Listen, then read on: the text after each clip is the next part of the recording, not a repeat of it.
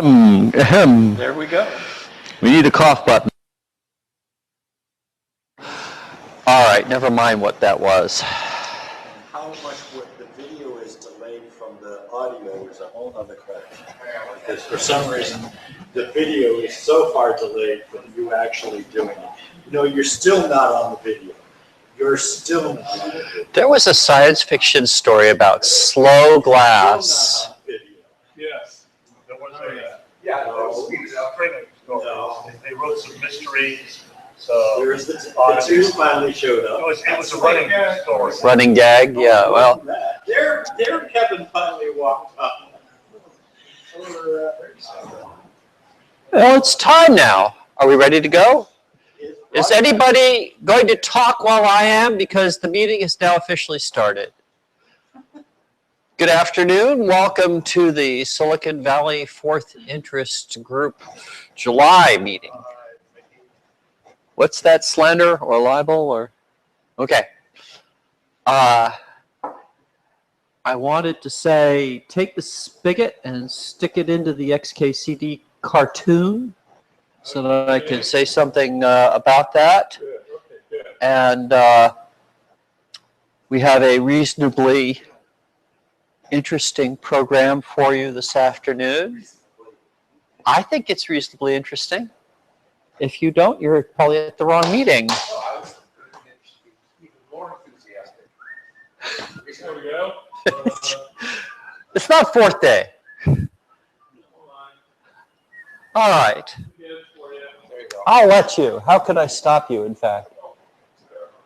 Yeah, no? All right. Well, I'm going to mix introductions, rumors, announcements, gossip. I wanted to say that this is possibly the best book review I've ever seen. In 3 panels, no less.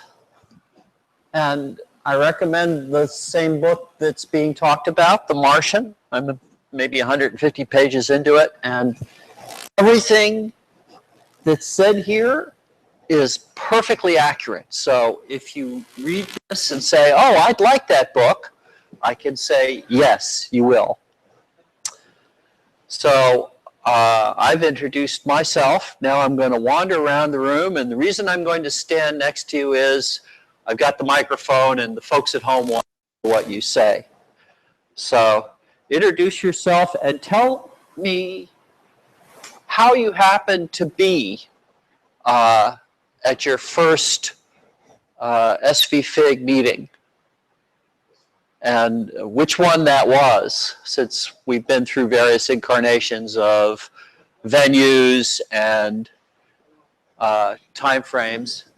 Okay, I'm Chen Hansen Ting, and my first FIG meeting was, I think, in 1979 in Hayward. And how did you happen to learn about that? I was using Polyforth. And let me see, the teacher at the Fourth Inc. Who was that? I forgot his name. Kim Harris. Oh, Kim Harris. I remember him. Kim Harris taught the class. Yes. And so then he, when we are back here, Fourth Inc. organized a users meeting. So I attended, and Kim Harris was there. And we have lots of questions, and Kim Harris said, well, go to FIG, okay? So he gave me the address and the time.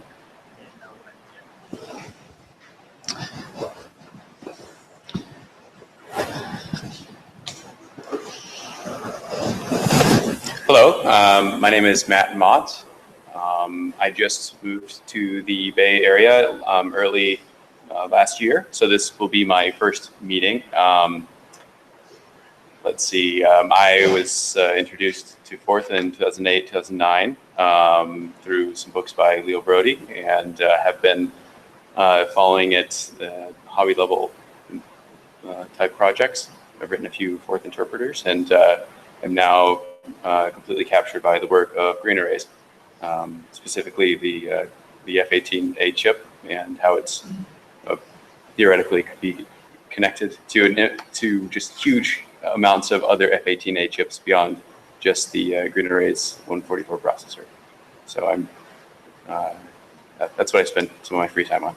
And how did you hear about this meeting specifically? Specifically this meeting, I've been following SVFIG meeting postings just in passing. I went to work and pretty much didn't poke my head up again for another 9 months. And then I realized, hey, I love Fourth and I want to go talk to other people who are Fourth. So I found this meeting and I came. My name is John Harbold.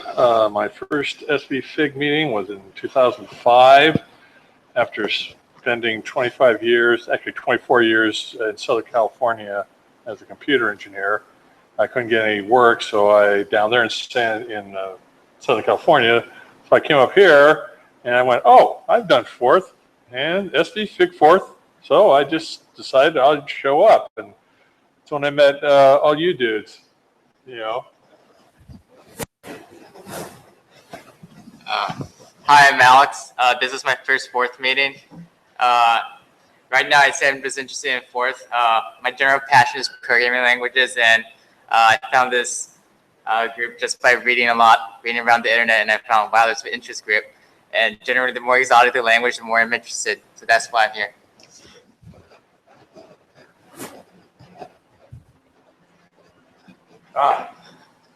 I'm still Dave Jaffe, and I'm thinking back on my first FIG meeting. I think it might have been at HP in the Oka room.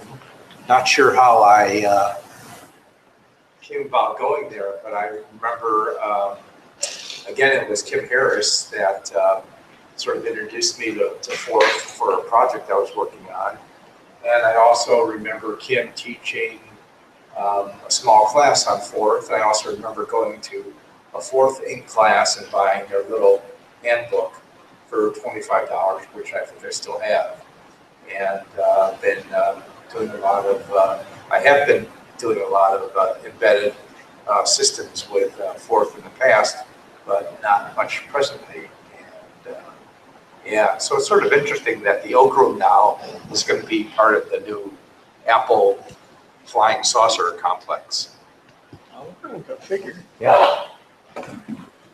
My name is John. So my first FIG meeting was in 1998. Got introduced. I just found it somehow. I forgot how.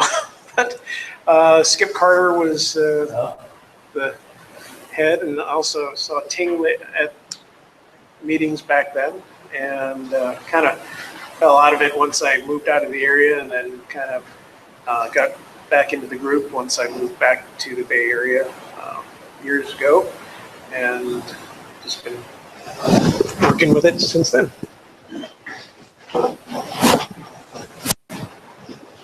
Hi, Kevin. Hi, George. I acquired a disk cartridge for the Commodore 64 from Human Engineered Software, purporting to have Fourth on it. And when it did not conform to my reading of the manual, and an HES blew me off, I found the author, Tom Zimmer, rang him up, who immensely helpful said, go to SVFIG.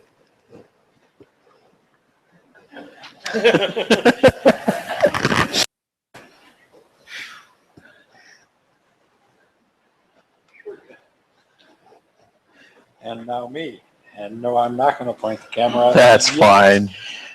I don't remember the year. It was sometime after 2000 when you were still over at Cogswell. Yes. I came to, and I wasn't coming regularly. I came to one, maybe two over there. And then had to leave the state and then come back.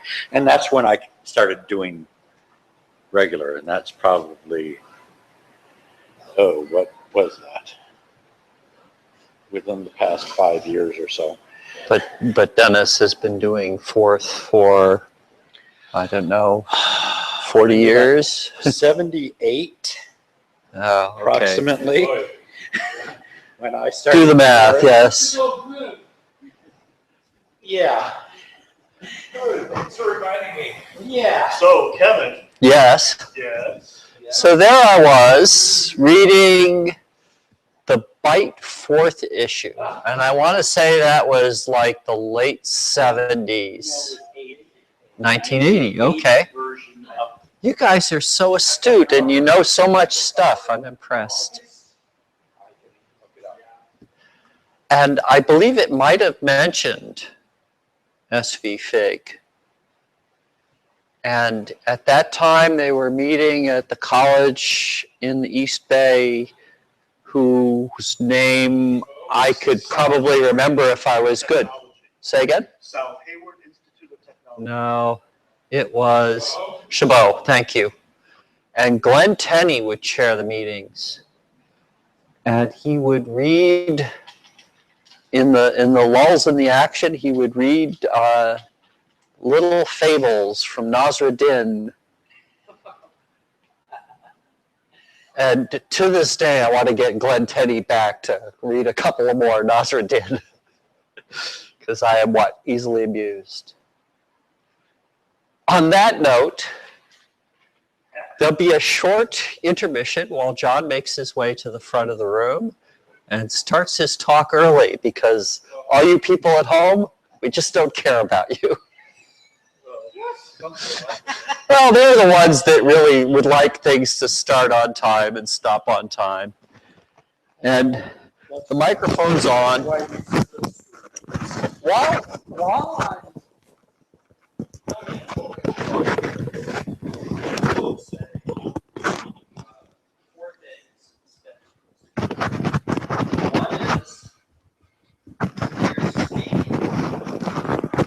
put your laptop in presentation mode. That is not the screensaver, the sleep feature, all that stuff.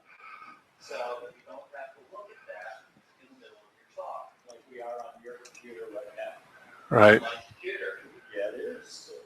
That was John's. No. Both those Johns? The one that was showing the XKCD cartoon was John's. Oh, okay. Well, it's there when I present the presentation mode. But the other thing is, when you're using that microphone, keep your shirt, don't hold it in your hand. It sounds like crap if you hold it in your hand. I want to say something about Windows 10. The clock is almost about to start. You're going to have 1 year to download it, then it's going to cost you money, unless you want the Pro version, because that's going to cost you $100. This will be sort of the last version of Windows that you can buy and have installed on your computer. After that, it's going to be a service. So figure it out. Move to Linux. Oh, what it's going to be is it's going to be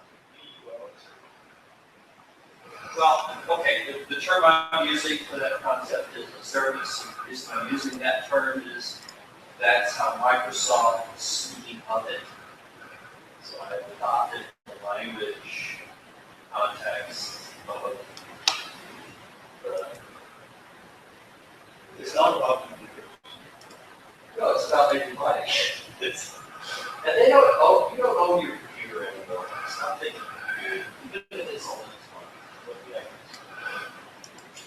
I wonder how much longer I'm going to be able to look at other people's intellectual property on Linux phones. So totally encrypted. Linux will keep on. You want to? Yes, it will. Linux will keep on doing everything that Microsoft's doing. Yeah. You always have to. Well, there's this law that called the Digital Millennium Movement. It's not enforced. Yeah. Well, Not, Uncle Gov will. say that, I hope it's true. Uncle Gov will just say, "No, we're not enforcing that with Linux." So Well, it pisses looks me like- off. It looks like John's ready to go, and I really want to start at least a few seconds before the scheduled start time. Right. Well, okay. Push yourself yet. Okay, my name is John Harbold. I am a computer engineering consultant with decades of experience, hoping to become semi-retired soon because, oh, does my back hurt? Oh, god damn, some bitch. Oh, that's me. Oh. Okay, all right. Multi-bootable USB drive. Many of you probably have been in a situation where you have a computer, laptop, whatever, that your Windows doesn't boot, and you're going, oh, what happened? Would it be nice to be able to boot up another operating system so that you can actually go in and maybe repair stuff? Okay, well, modern computers now are able to boot off of USB. So that's what I did. And the reason I did this was the place where I'm working had just that. We were testing SSDs, solid state drives, and we found the SSDs were going south. And they asked me, well, what do you do? I said, well, I pull up a diagnostic and see what it is. I said, don't you have a diagnostic? And they said, not for Windows. So I said, well, let me think about that. And that's what I did. Over the weekend, I created I got one of my old, let's see if I can hold it up here. This is called a metal gearbox. It holds a 3.5-inch parallel ATA device that I have a whole ton of these. And I just said, okay, I put it in there, did some partitioning, loaded Fedora 22, both 32 and 64-bit versions on it. And I'll show you the partitioning. And then with that, I went back to work, plugged it into the offending computer. Instead of booting up off the Windows drive that's internal to the desktop, I booted off the USB drive.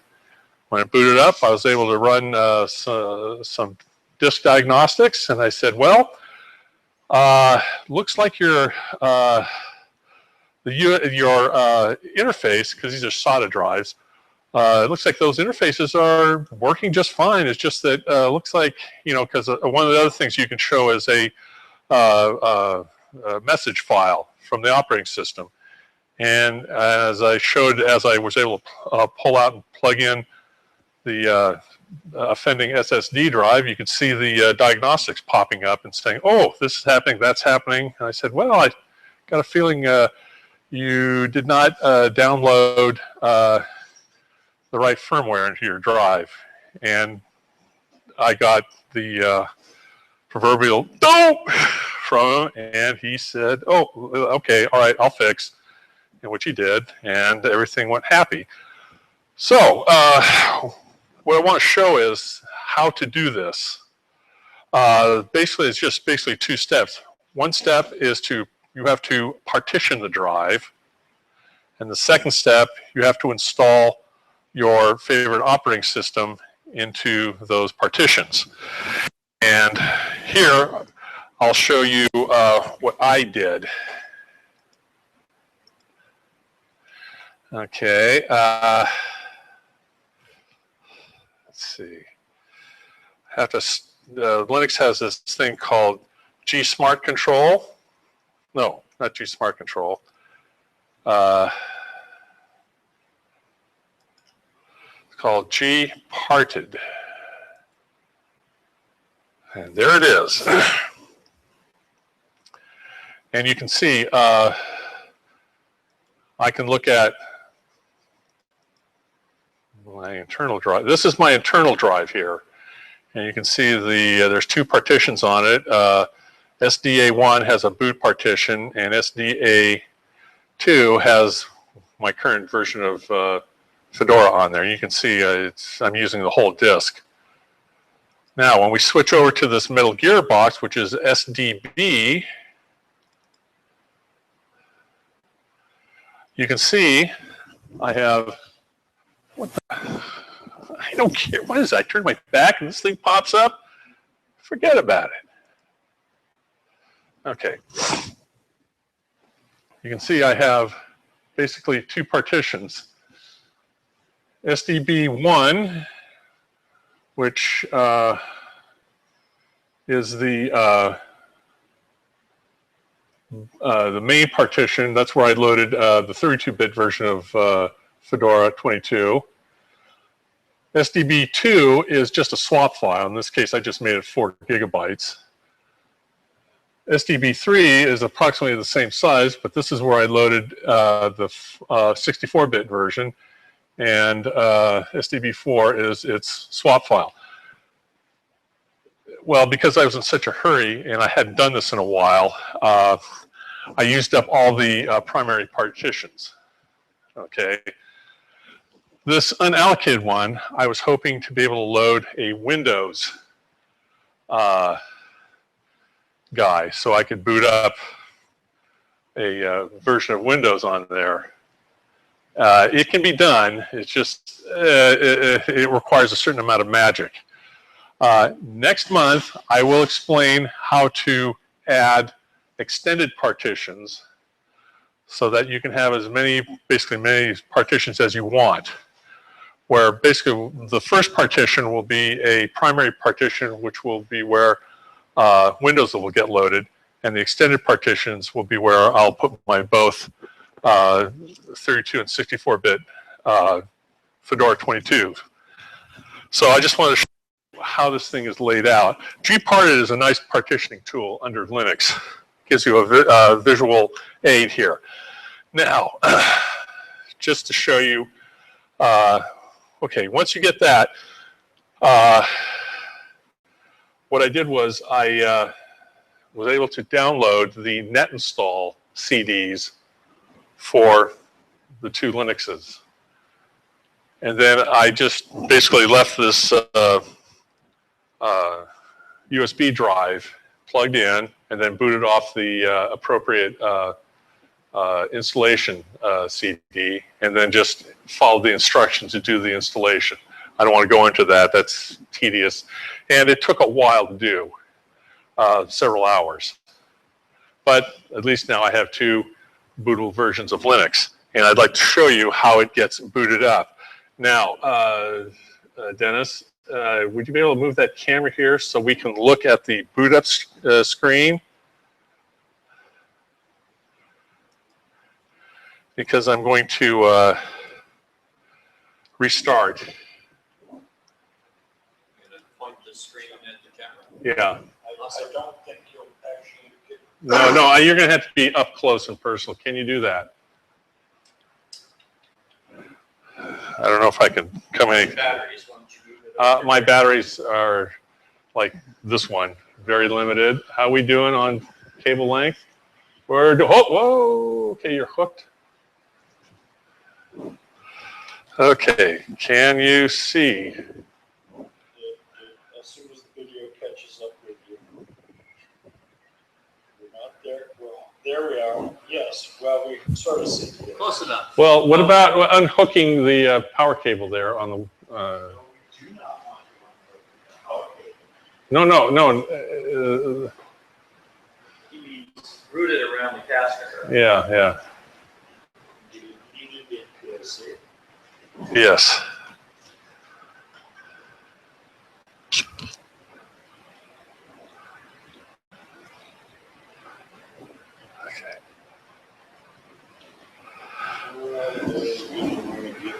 Okay, this thing is powering down. There's a function key, F9, that if I hold it down, it will come up with a menu of bootable devices. And it didn't. Okay, all right, now I have to repower up, and you should be able to see this. This is F9. As you can see, I've got my DVD drive as number 1. I have the hard disk that's internal to my laptop, and I have a USB hard drive. That's this guy. And if we hold it here, you'll be able to see the light, the LED flash as it gets accessed. So I'm going to select that guy. And now we come up with a menu. as you can see, I have several 64-bit versions of this, of Fedora 22. Plus, I have a 32-bit on the second partition. And I just wanted to show you what, we'll boot up the 32-bit up first. And here are the two selections I have. These are the kernel versions, okay, plus a rescue one. Well, I'll just boot up the latest kernel here, and we'll see what happens. And once, okay, I think now once you see the Fedora logo pop up on the screen, you can go back and point to the, okay, yeah, let's see, are we ready to go yet? Yeah, here, we're coming up. There we go. Okay, now you can go back to the main screen. Oh.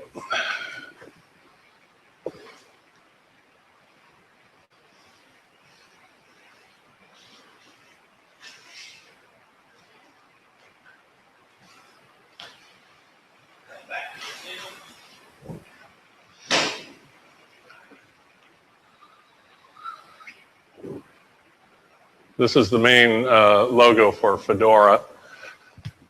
You can see it's an F inside of a infinity sign that's tilted to its outside.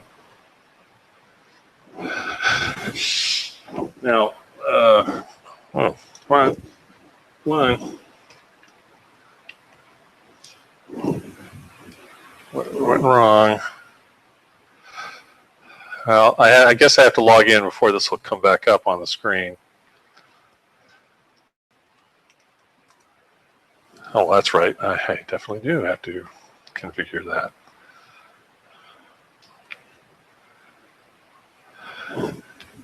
I'll have to wait until this Fedora boots up. Oh, here we go.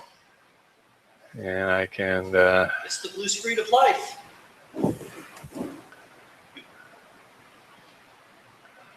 Okay.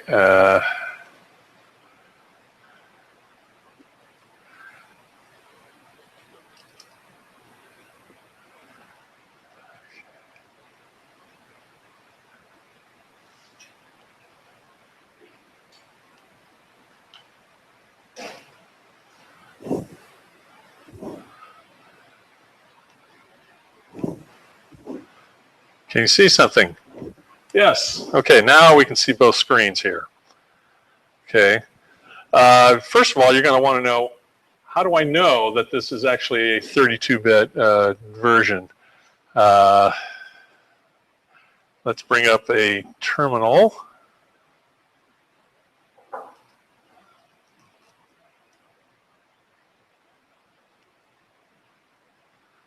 Okay. In Linux, there's this utility called uname, and it displays what the kernel that you're running. And as you can see, right here, i686. So this is a 32-bit version, okay?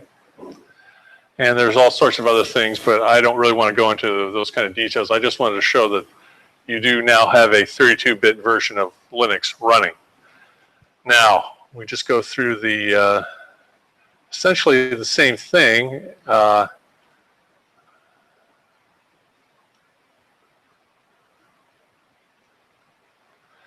And just boot a 64-bit.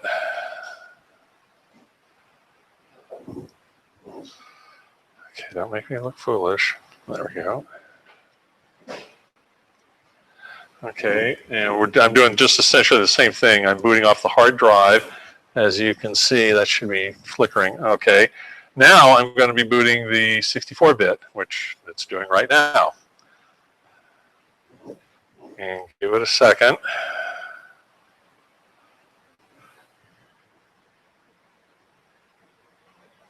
Yeah, there we go. Yes, you can see the LED here is flashing. It's being accessed. And hopefully you'll see the, there we go. There's the boot screen.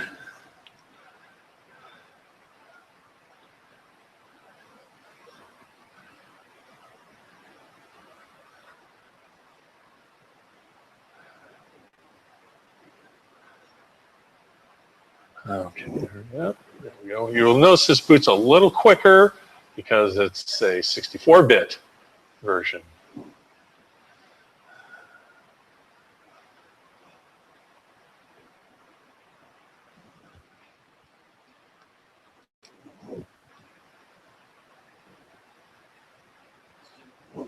Yeah. Excuse me? The bootloader? VidLoader? The bootloader. Oh, the bootloader? Yes, I use Grub. Grub 2, yes. Okay. All right, well, I have to log in.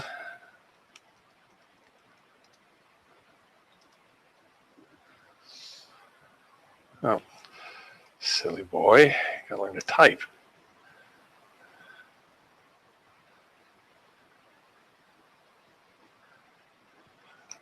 Say I got a mouse.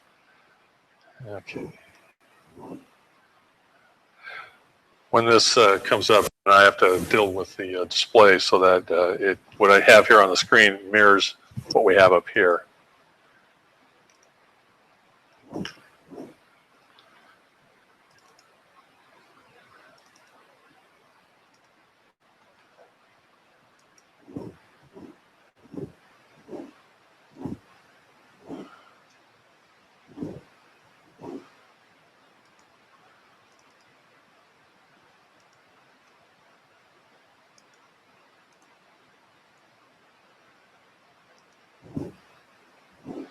Okay, how come I'm not seeing stuff?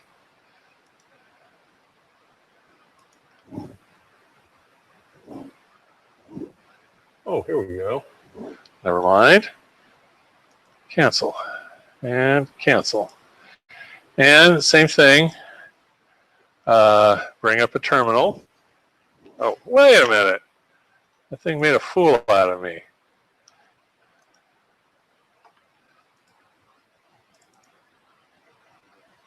Okay, that's...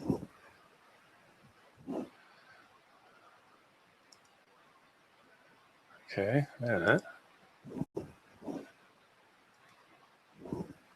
Okay, now we can show that this indeed is a 64-bit version of the Linux kernel, and it's right here.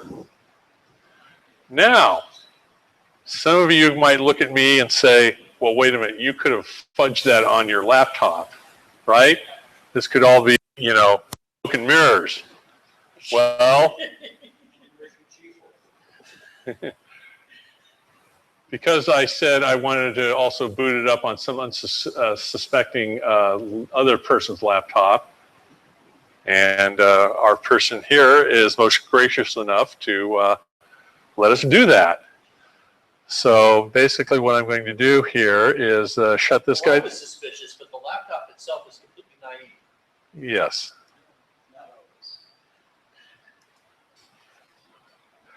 Okay, I'm going to shut this guy down and come over here to this other ancient guy, which is running Windows XP. Oh man, is that old? Okay.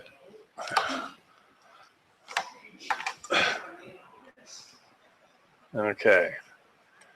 Come on, don't be a putt. Okay, now this is a Think Advantage. And it has this blue button on top that says press this thing to get a boot menu. Oh, geez. Idiot. You don't do it that way.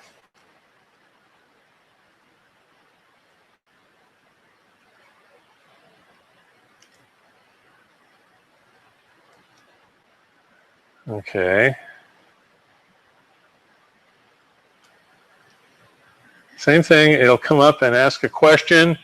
If you press F12, it says choose a temporary starting device. Well, I'm going to choose that guy. And lo and behold, it found the USB disk. And we're going to do exactly the same thing, which means exactly the same menu will come up. And I'm going to see if this is a 64-bit machine. We'll see if it boots. And now, therefore, it appears to be booting, but I could be wrong. Let's see.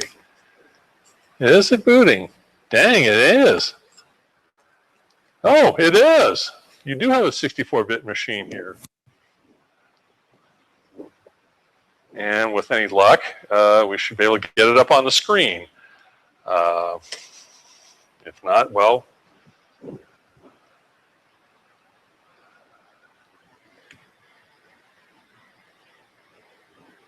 okay.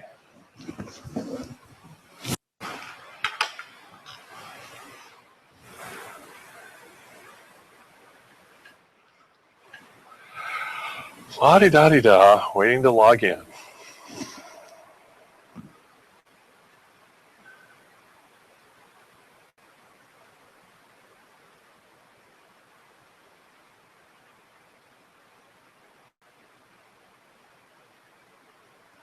Okay, logging in.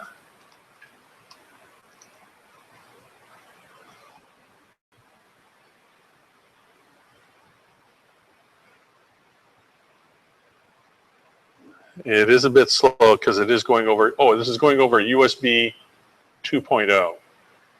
If this were like a 3.0 or 3.1, it'd be a lot faster. In fact, a lot of that is nice. But if you want to use this, sorry, it looks like, oh crap. Same shit. Here's the Fedora. Huh? Excuse me? Fedora in the lower right. Yes, yes. I have it here, but let me bring up the what the hell is it? Dual screen mode. Yeah.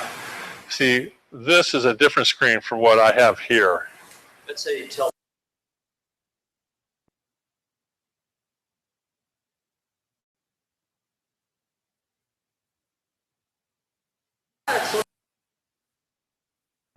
Here we go.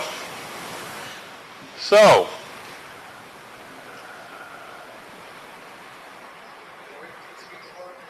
excuse me? 2 screens, what were they for? One for each eye. Now, I assume you have students at like Berkeley or Stanford where they're on stalks, their eyes, so they can move around. Let's see if it didn't boot.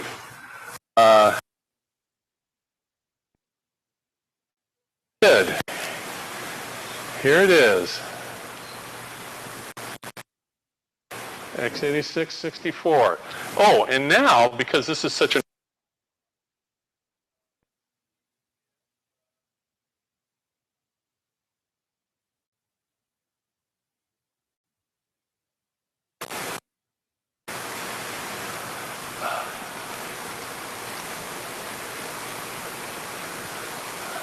okay, there we go.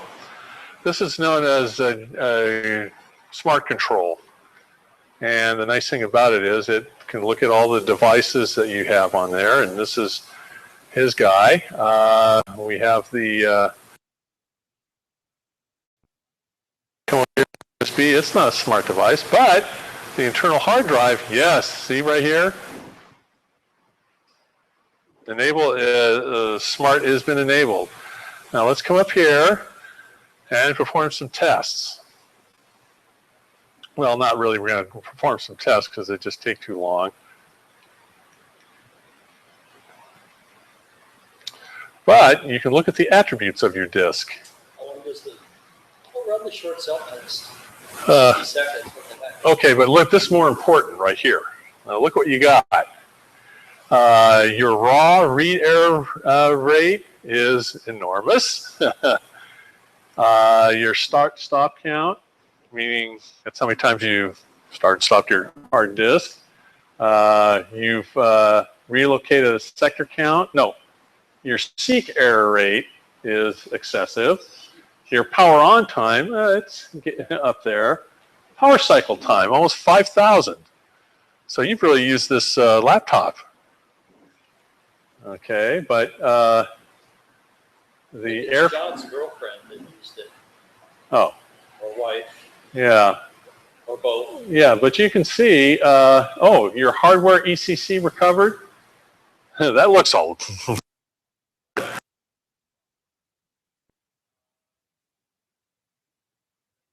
Yeah, everything looks good. This is what's nice. So you got a well-worn laptop here, but it seems like it's got more life. Here to, is it capabilities or error log? I saw pre-failure on some of those. Oh yeah, it is. Okay, we can run this short self-test. And there we go, 60 seconds. And this time bar will zip across. And the nice thing about this, it'll tell you how many hours you have left on your hard disk. For the short one? Oh, sure. Even the long one. Yeah, I think after the long one, it would have a better opinion of how long. Well, that goes into more, yeah.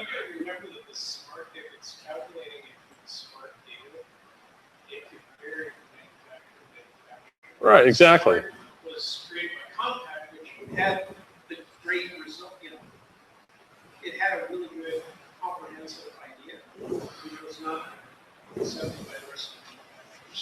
So it's piecemeal per manufacturer fit their own. Okay, yeah. 6, 1 second. This is interesting. It says 1 second, but That's Microsoft.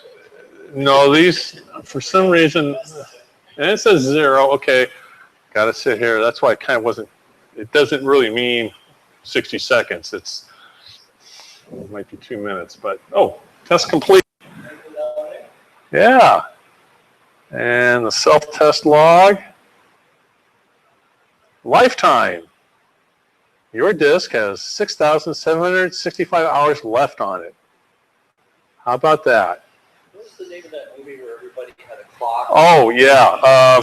And you could buy more time. Yes. So here you go. Yeah, it's not too bad. You can treat your disk right. It lasts a while. So next month, I'm going to present how to do this properly so that you can have multiple on your external hard drive so that you can do things,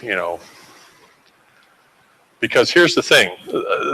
This is an old PATA drive. It's 150 gigabytes. Think about getting say a 1 terabyte, 2 terabyte USB, and say put, maybe 2 primary partitions on there. You can load different versions of Windows on there if you wanted to. Through Windows 7, 8, and 10 have the capability of writing themselves to a USB disk. So I would like to be able to do that. And also for the rest of the things, I could put, several versions like Fedora, Red Hat, Enterprise Linux, Ubuntu, Mint, whatever. Or I can also do, because if you remember, well, some of you don't, you weren't here, I was working on porting GeForce to ECOS. I had that thing almost working, and then my desktop died. So I saved the hard disk, and I have all the data there. So what I want to do is be able to copy that onto a newer, say a 2 gigabyte hard drive, and be able to do my development on that instead of my laptop here, which is starting to get full. So that's what I'm going to talk about next month. And plus also, I might also in the future be able to do virtualization, because Fedora now has 3, it's been split into 3, workstation, server, and cloud. And with cloud, you can have a minimal Linux installation and be able to use Docker and be able to load up as many, virtual things that you want. And they will run concurrently. Not in mine. Mine only has 2 processors on it. Some of you get, in fact, let's see what this laptop has. I can find, yes. Okay, let me, background, Come on. No.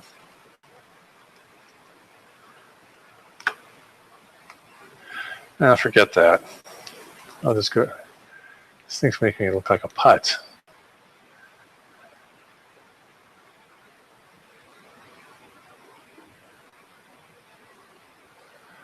Okay.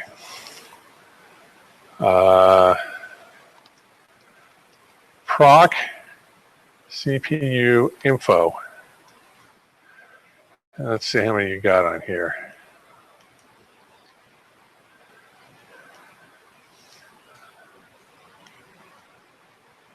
Oh, you got more than one processor.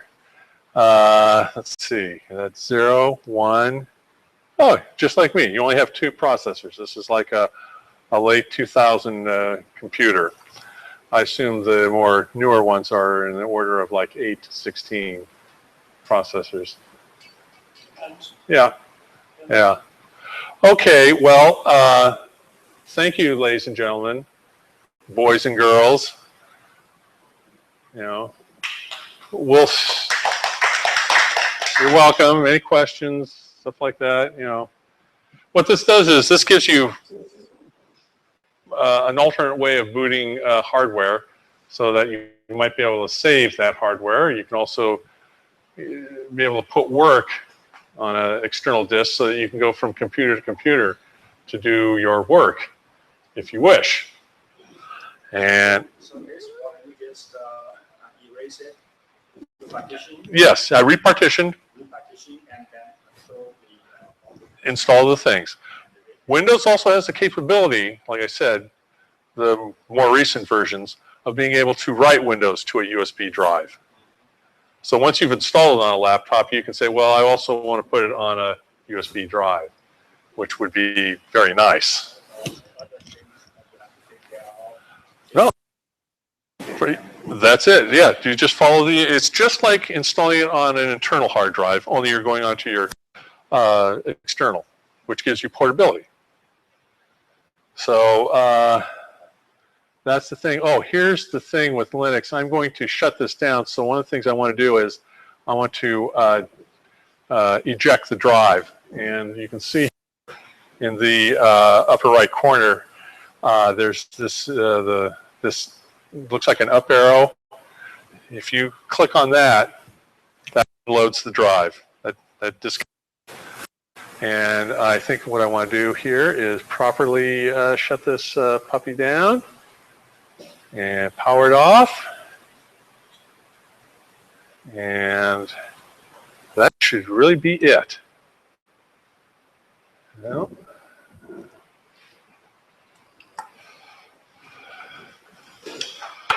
okay, let's see if I can disentangle all this crap. Okay. So you're going to take your leave? Yeah, I'm going to take my leave. Any silly ass questions? Any other? Yes, I'll entertain them. Yeah, I got your silly ass questions right here. Or, excuse me, your silly ass answers right here. And these days, Yes. putting that entire Linux onto an SD card or a USB thumb drive Oh, yeah. is completely impossible. It reminds Why use the Oh, I'm glad you brought that up. Fedora has, or Linux has this thing called live USB. Yes. Okay. The problem with that is between a live USB and what I've done is a full USB is you can't modify that live USB. Well, you can, but you have to go through and reinstall it. Well, I've installed it on this thumb drive, and there's a place where all of my work. Okay. All of my work. Right. So, yeah, but session to session, it's just like having. Right. Exactly. You know, and I just did this because, you know, it's got a cool name, Metal Gearbox. You know, and it impressed the people at work. They kind of went, "Whoa, Metal Gearbox!" I said, "Yeah, step out of the way or you get hurt." And the irony was saying, I keep this for when the SSD goes down. Oh yes. My SSD buys. Okay. But it's kind of winds up. You don't need to raise your hand, just blurt it out. Can't you get the same freedom time for your OS on that SSD? Can you repeat that question? John, stop talking. Dennis. So I heard you can get the really same freedom time so you put your entire OS on an SSD to just see a hard drive. Yeah, you can. The problem is SSDs, their sectors tend to they don't have a long lifetime. Right, but only not a lot like if you like write to them a lot. Yes, wear leveling. There are algorithms that do wear leveling that are in the SSD themselves. But I mean, you just have to read from it, like in OS, right? You just correct me if I'm wrong, but I think you just have to read that in OS and read it in memory, and then you have your OS. Okay, but here's the thing. Some OSs have a swap disk. That's because in this case, this is an old laptop that I got when I was at Cisco, and it doesn't have a lot of memory, so I had to put a swap disk on it. Yes, there are. If you have a computer that doesn't have a lot of that does have a lot of memory, then yeah, you can say I don't want to have a swap disk. Okay, but yes, you can do that. In the future, SSDs will become more and more reliable. Yes, because they use NAND technology, and it's getting better and better. And to do a NAND cell is those things are microscopic compared to a NOR cell, and they cost a whole lot less. So, oh yes. Yeah.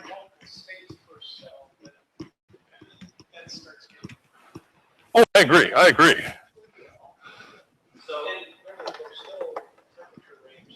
Oh, yes. More so than There's temperature throttling in those things that are built in. So I have an old laptop.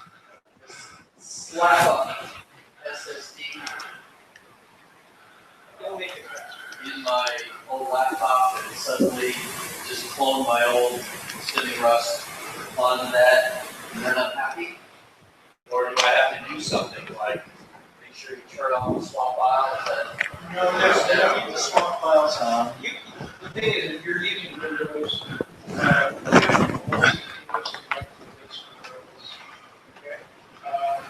it has hibernation files. If you hibernate it,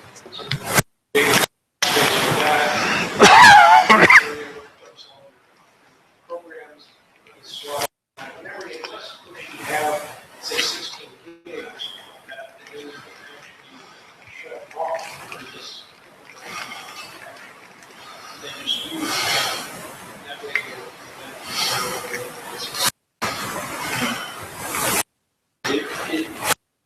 We have to remember that all of these tablets and your phones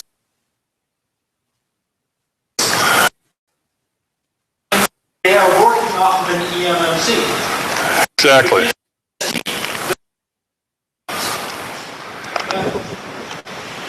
They're running perfectly fine on SSDs. It doesn't have a lifespan. But that lifespan is longer than yours or There's mine. there for you. You're welcome. Yes. Get this out of here. I've worn out an SSD. I've worn one out.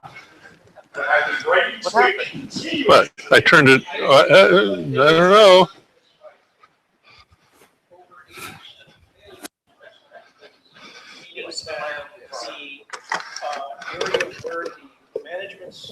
Also, you don't have to do an operating system. Like I said, I want to do. I want to use something called ECOS. And I can be able to boot ECOS on that, but I don't want to install it on here. That's why I want to do development something like this. So I can say, well, let me development and then say, okay, now. So getting back to what I was talking about, Yes. I buy this new SSD.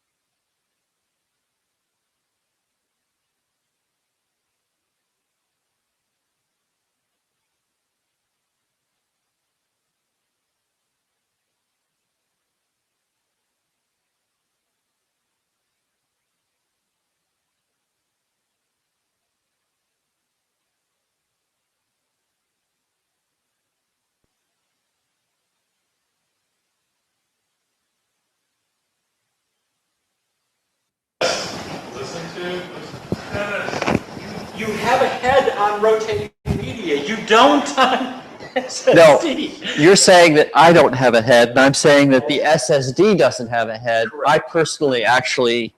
Might be a little pointed, but your head. You don't need to defrag anymore. So we were saying a little while ago that you go around now in the cubicles and the cool kids all have 2 monitors.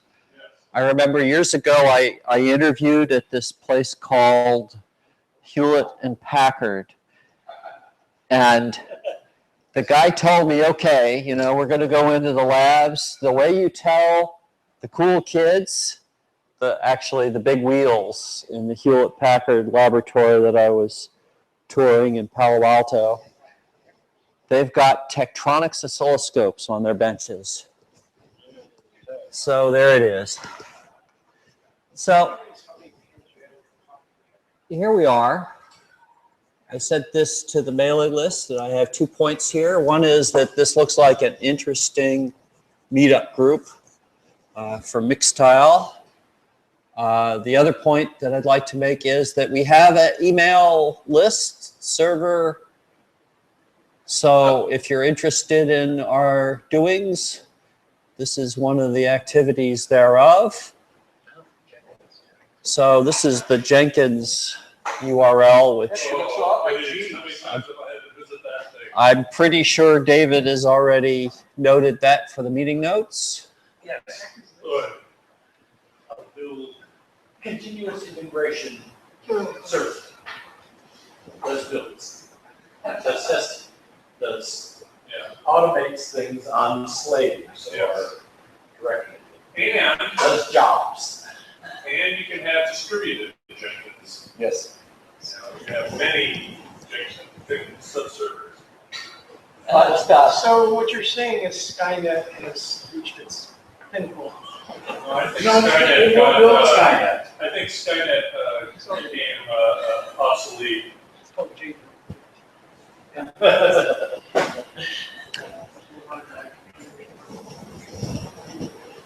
So I was wondering to myself, is there like a Bluetooth handheld microphone like you'd use for a presentation?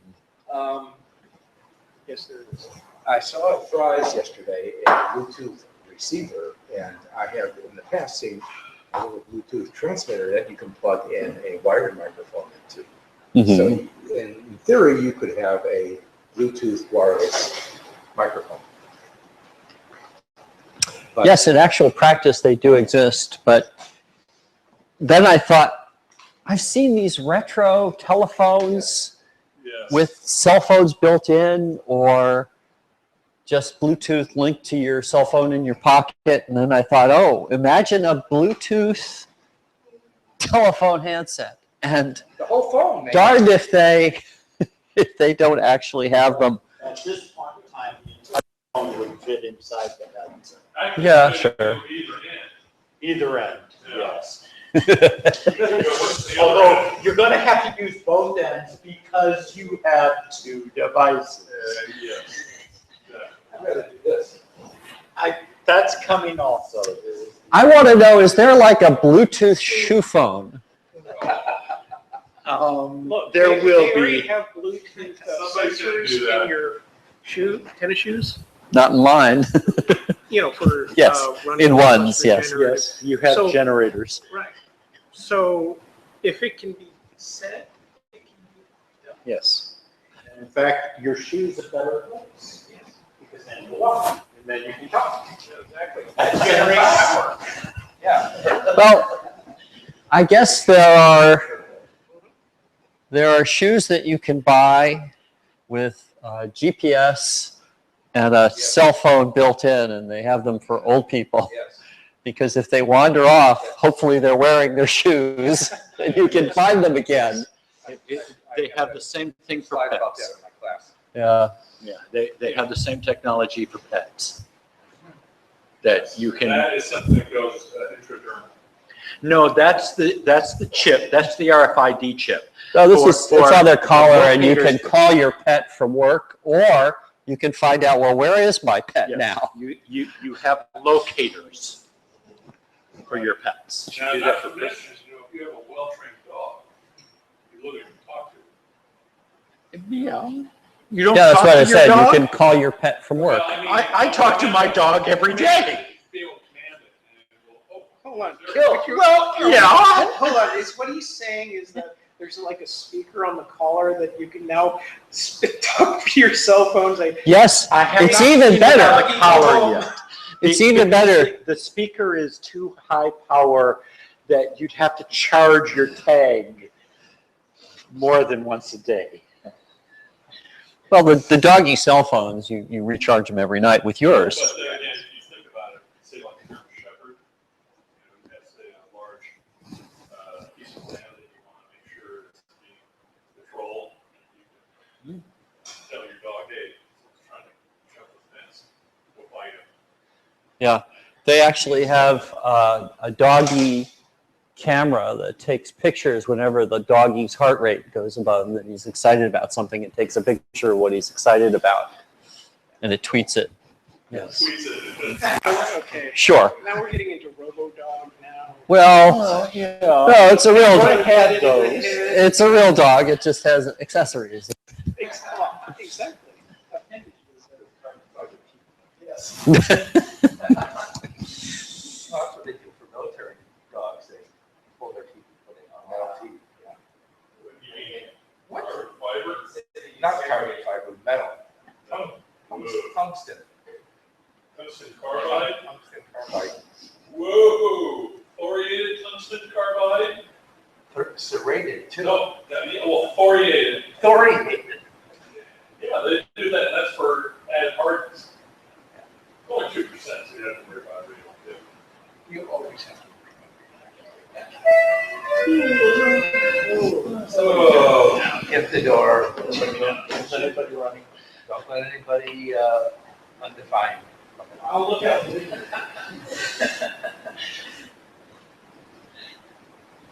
No fourth haters. No fourth haters. I think it's more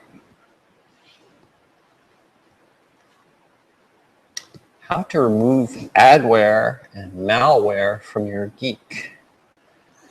It's called rebuild. So the New Horizons spacecraft has quarters from which two U.S. states on board?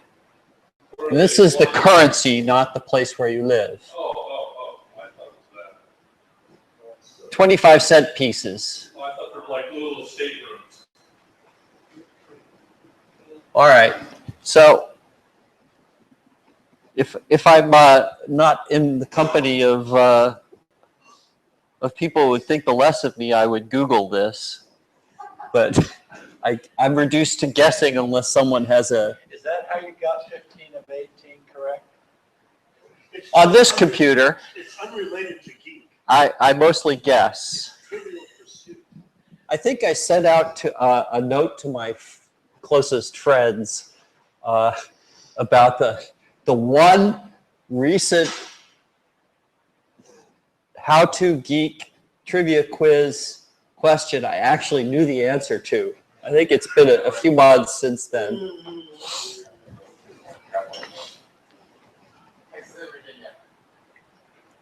Thank you.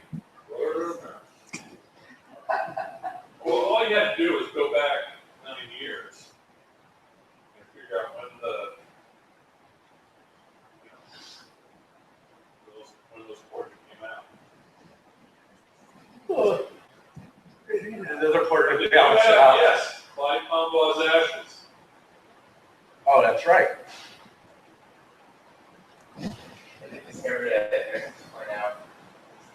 That is not a 2.0. It's not quite that because the surface gravity is like twice. The atmosphere is like a verge of the way. It's at least say identical. They, we're talking plus or minus 25%. It's a lot. Also, the star that it orbits is a little hotter, a lot older than our son. So you realize that you really have to take that with a grain of salt. Now, there are not a lot of Earth-like planets out there. Most of them are like super Jupiter, super Neptune, those kind of planets, because those are the easiest ones to find. And here's the thing: the way they discover those planets is through the my brain not working. The eclipse. That's easier. The transit method. The transit method is where you have a star and it's Syntactic. such that it crosses in front with respect to the Earth, then you can see a slight dip in the brightness. Now, if the orbital plane isn't there, then you have to be able to look at the apparent motion of the star that wobbles slightly. Okay, but in order for it to wobble, Welcome to Short Attention Span Theater. the other object has to be launched. Come on, somebody take a guess. No, it is, but Oh, come on. oh yeah, you're right. I just looked at those other ones. It's Burke's. Oh, There was one of those right. crime drama detective deals. I think it was Amos Burke, where Amos Burke was actually a secret agent Yes. in the follow-on. Yes. And they're actually showing it on TV now. Amos Burke's Secret Agent. Which brings me to this tab that I've apparently closed. What's My Line? Another show showing on this same station or substation where they're showing old episodes of What's My Line from the 50s, sponsored by Sperry Rand. And they have these ads for Univac computers and old typewriters. It's If you watch the shows on YouTube, if you watch these shows, the old What's My Line on YouTube, without the commercials, they run 27 minutes of actual programming. Damn, they're wasting 3 minutes every. That's 10%. That's outrageous commercial time. We used to say. Used to say. Now it's 22 minutes. Now you get 20 odd minutes of time in here. Well, I stream, my wife's car came with XM, and she's kept the subscription up. But apparently on talk radio, they have to stop blathering for short intervals, and they said, well, we've got to have commercials in there. So you pay for XM in the car or on the internet stream, but you still get commercials because they just aren't making enough money. Well, then you have to subscribe to commercial-free XM. Pay more money. For more money. Well, it's funny. I guess if you subscribe to public radio, you can get a internet stream of commercial-free public radio. I don't know what they have in the interstices program announcements or something. Maybe they just run this content and then more content. So who graces the most valuable baseball card in the world? Joe Jackson. It's the one you don't know. Nope. It's the guy you don't Honest know. Wagner. Honus. Honest Wagner. Yeah. Yes. So it's rarity, I think. 60 authenticated 1909 cards is a small number or so. 1909 SVFIG. With a double strike. So we should be able to figure this out from first principles. The U.S. Navy still maintains a formation of, The formation. Well, hot air balloons is deceptive. And so let's just not say hot air balloon. No. Let's say wood-hauled ships. Yeah, that's what I think. I suspect, I don't know who runs the tall ships. Right. Well, the Navy, that's sort of a separate issue. They may have wood-hauled ships because they're not very magnetic. No. The USS Constitution. That's not a formation, though. But it's still active duty. Yeah, there's a fleet of formation of tall ships. Yes. Okay, so let's guess wood-hauled ships. Although hot air balloons looks good too. Yay! Air balloon. And it wouldn't be balloons, they have to rigid. There's also, minesweepers. Oh, minesweepers would be a good one. Class of mine. Mine countersweepers. That's the magnetic comment, but yes. What type of mine cannot be detected by one of these types of ships, and was a serious problem in the D-Day invasion? Floating underwater mines? No. Submerged underwater. No. You guys give up? It was called the oyster mine. And the way it detected a ship was it's able to detect the pressure of it. It had no way of detecting the mine. Because it's on the bottom. It's on the bottom. Right. And it released. And trust me, these oyster mines are huge. Oh, I'm sure. Yes, several tons of explosives. And when they go off, the energy pulse goes upward. Oh, Mythbusters did a thing on that. It's called, is there, how much truth is there to determine the longest ship out of the water? So that Right.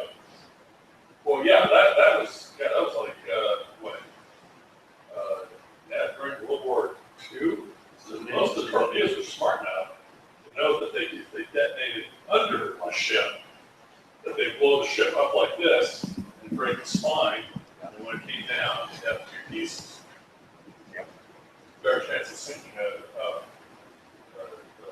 ship like that. You know another good way of sinking a ship? Generate a lot of bubbles right underneath. Oh, yeah. Oh, yeah.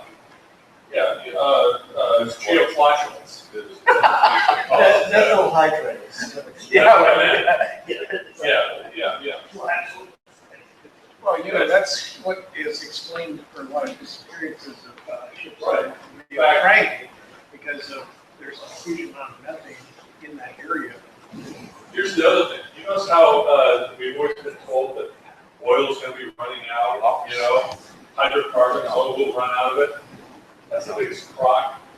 The red stapler. Yeah, we'll go We with have stapler. more. What? We'll go with stapler. Oh, office space, yeah. This guy had a red stapler, and everybody wanted one, What do you need to do? so they made red staplers.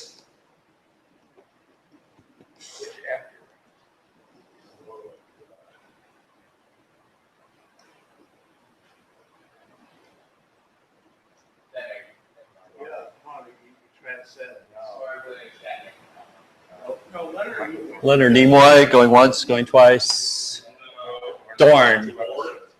You know, after he retired, he moved to Santa Cruz and he drove this bus. And I think you can still see the signs, Wharf Shuttle. I thought he moved to Robbie because he restored an old 50s era jet. He himself, yeah. Okay, but that's real life. I was being facetious. Oh, yes. I'm sorry, I stepped on your punchline. Forgive me. No, my punchline had come and gone. Oh, okay. It's hard to notice without the actual laughs, but yes.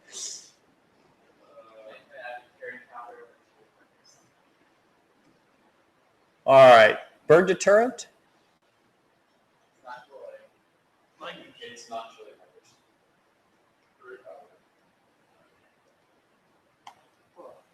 Kool-Aid. Oh, yeah. Jonestown. That's what it is. Jonestown. Yeah, they used Yeah, the difference was they had twice a minute. Oh, sorry. Slight difference. So apparently it irritates their nose. Well, shouldn't drink grapefruit. Apple thorn. That's cheating.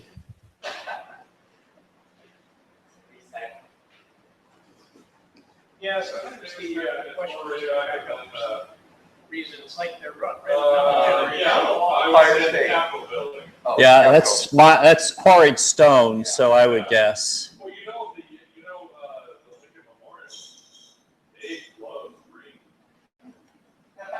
In fact, one of our members, who's the guy that has he's the, worked on ID Mine, the first hydrogen bomb. I believe this festival's really learning.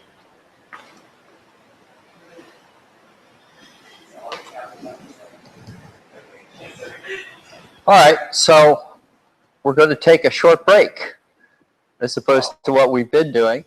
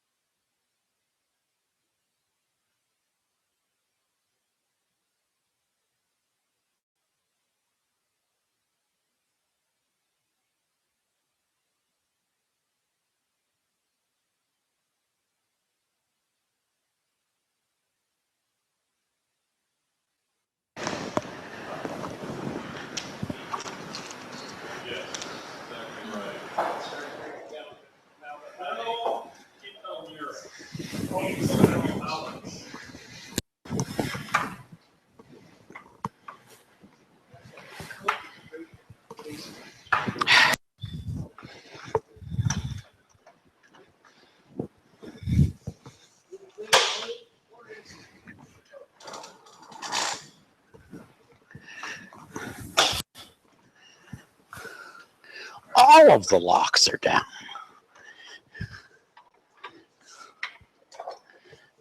Okay. Do I have a what? Why do I need a camera? Well, that's because I don't have a camera.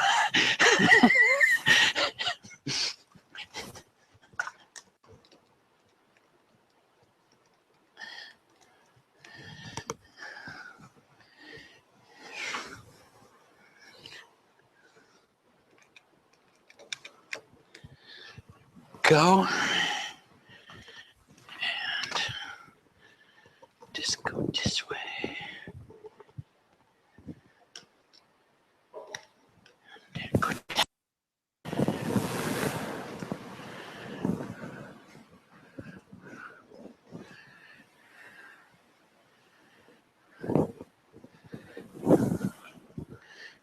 Do I have to reboot?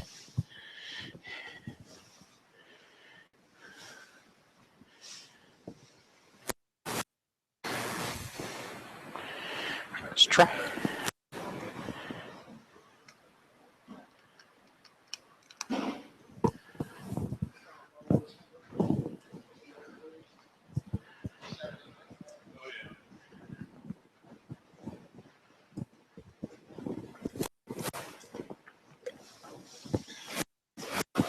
There we go. There we go.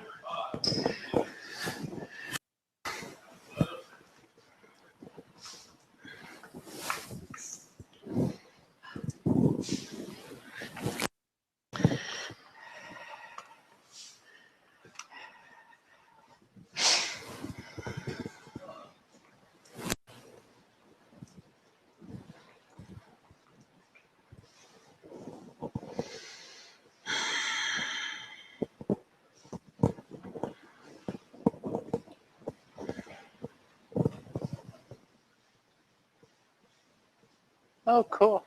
We still have power. Are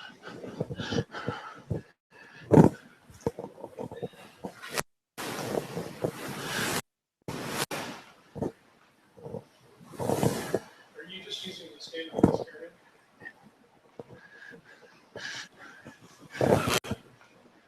Yeah, I wanted everything out of the box. In fact, I've contributed almost nothing to this presentation. If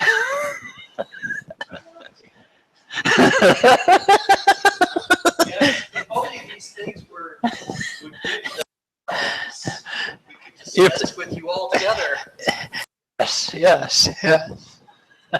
There we go. Hey.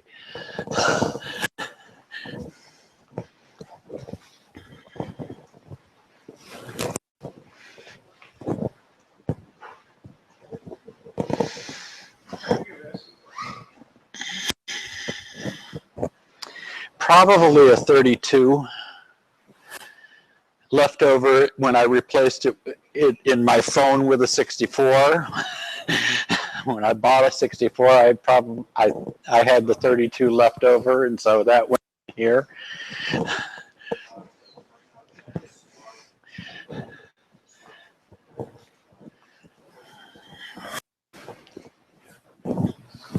How far? Where can you see that?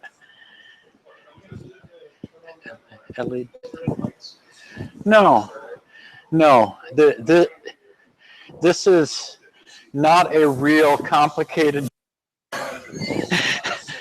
I stayed exceedingly simple.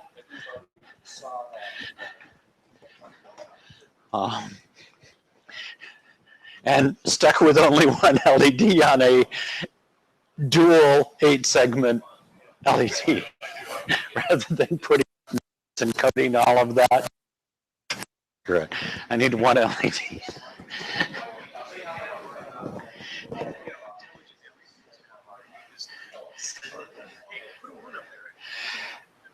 Yeah, there are, and as it turns out, to do the dual 7-segment display used up every pin on the Raspberry Pi Model A.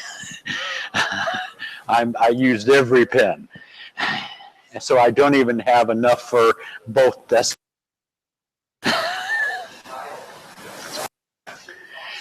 Well, you have 7 on both, on each, and then a decimal place. So you have 16 bits, and you only have 15 bits of I/O on the early Raspberries.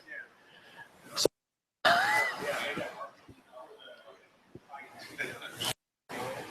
yeah, they have a lot more on the newer ones, right?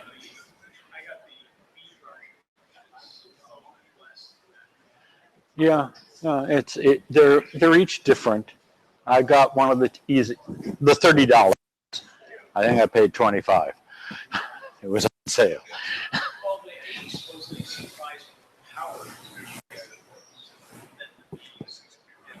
Okay. I've never figured out all the differences between them, and for me, it's still too big of a computer. I want to go even where I'm trying to get is this thing alive, which is an Arduino with Bluetooth. That's more my speed. These big things with OSs.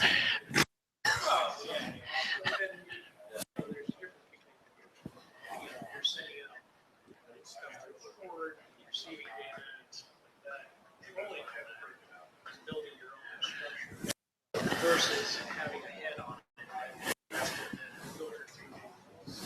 Now, a Raspberry Pi makes an hub, because hub can have controls the internet. Fine. You aren't going to put internet on there. No.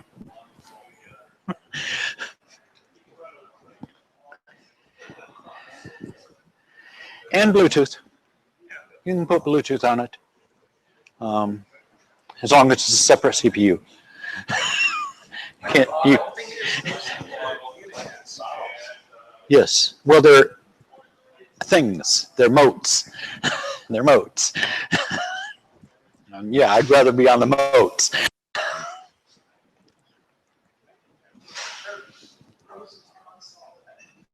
Yeah, there are. And it's just where I've lived is this for quite a few years now. That's where everything is Android, Linux on an ARM.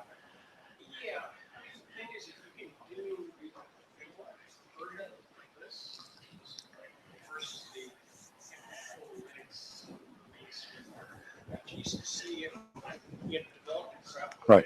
Does it got GCC on it? No, it's the full GCC. How do you get small GCC?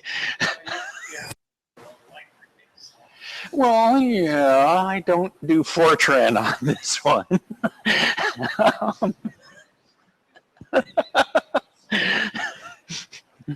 But it's got full Python on it.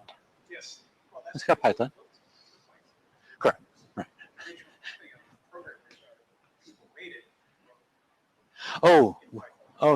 Did they? Okay. Language for it? Okay. That explains. No. On an ARM?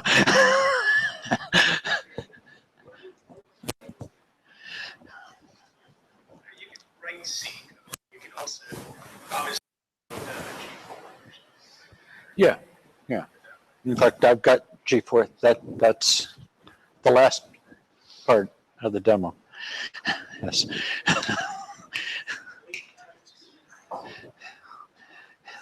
No, it does, that part doesn't blink yet, but there.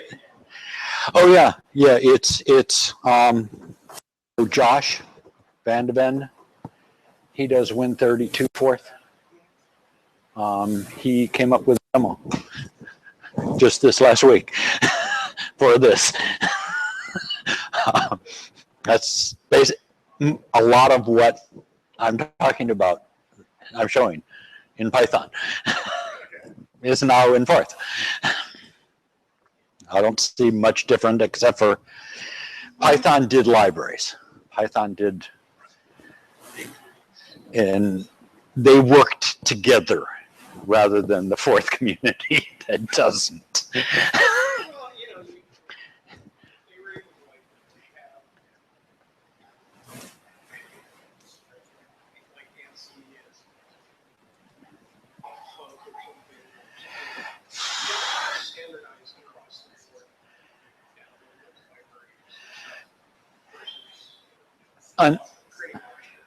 Unfortunately, the Forth community, by the time the ANSI came along, that destroyed the community.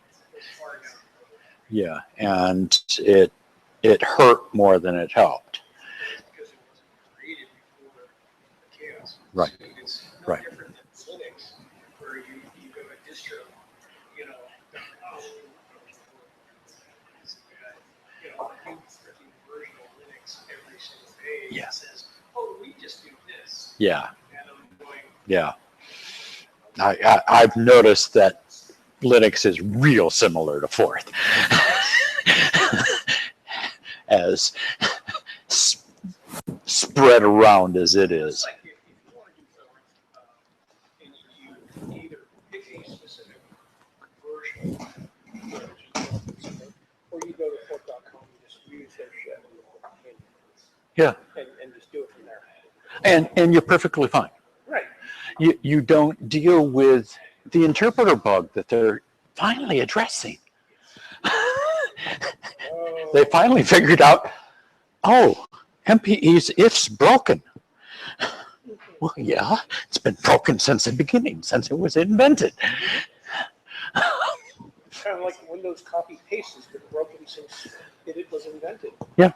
Oh, Control C. Oh, Control C. Control C. It's not working. Now all of a sudden it works. And I was like, oh. We were talking about virtual machines at lunch. All I could think about was DOSBox. DOSBox, yes, I use that too. Does DOSBox still work at 7 and 8?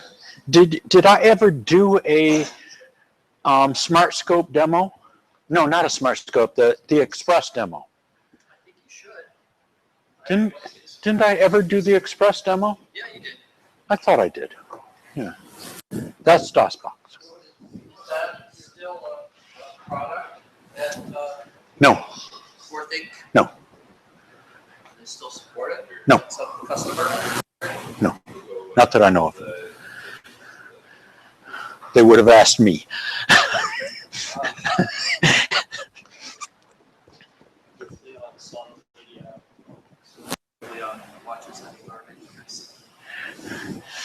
I don't know who watches the videos. Well, apparently a fair number of folks. Yeah, we have a few. We have a few.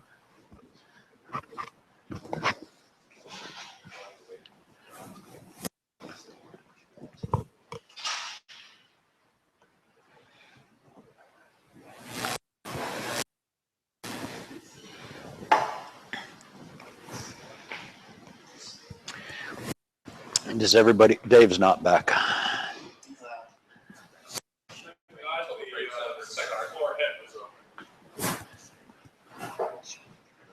Or Dave.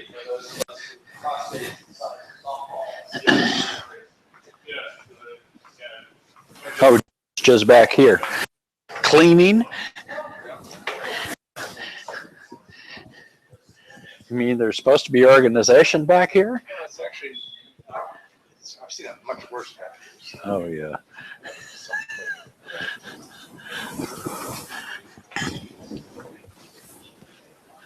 That's a pump, a treadle pump Okay, yeah, model. yeah. Uh-huh.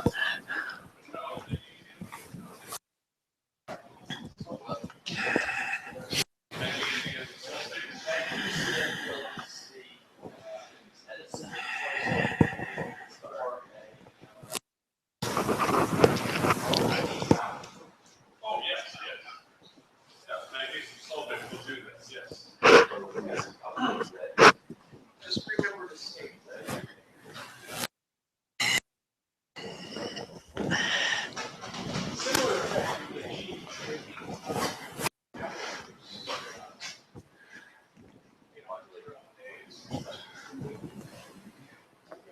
Oh, a couple gallons? You're like 256 ounces.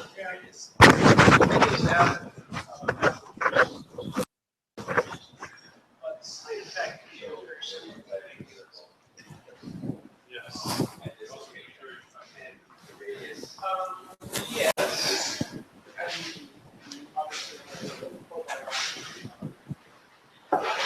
Yeah, after your full yes. Okay. The reason electrons back there is You ready, Dave? I think the scheduled start time. 1:35. Well, 2:35. 2:35. It's 5 by my watch. Fire it up. Okay. My mic is on. It's twiddling, yes.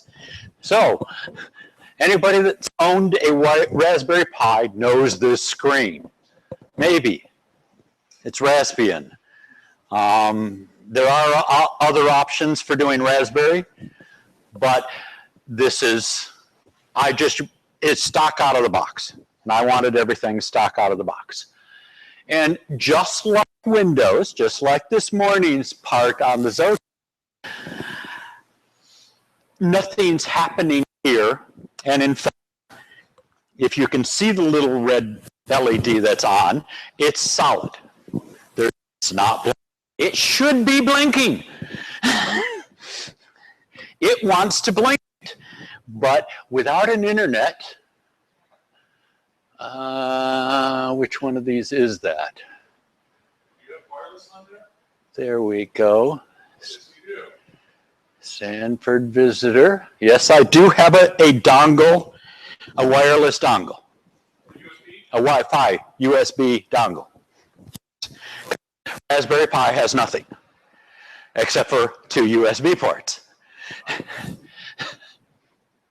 And interesting that we didn't open up browser because there's one more step. And we're still not blinking.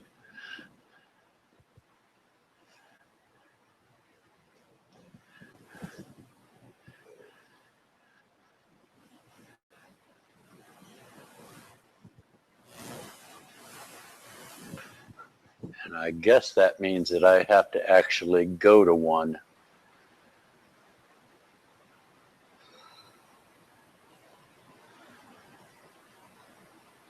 Oh, that's a, I'm not going to connect there.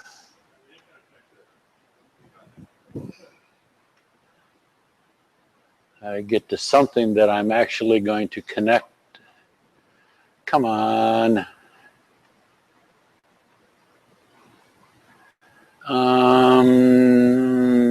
Yeah, there, that one will take me outside.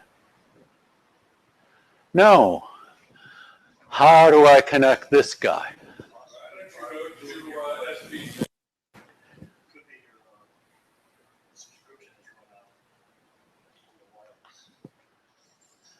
No, it still says it's got a connection.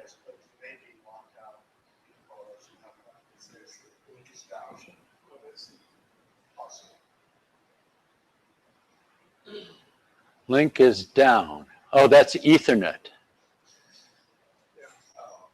We do have an IP address on the WLAN.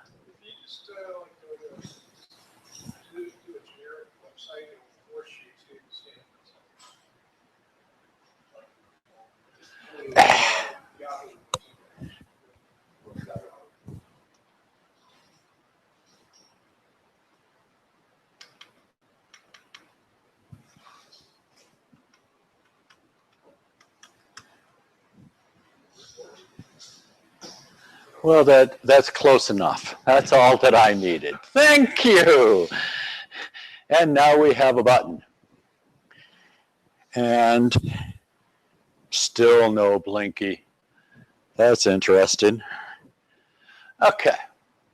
However, we now have an IP address, which is the essential ingredient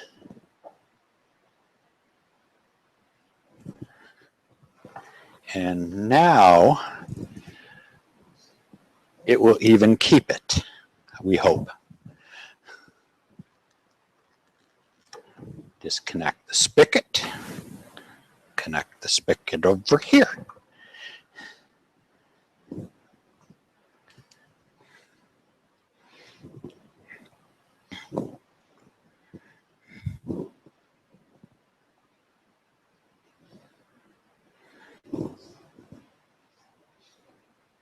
Thank you.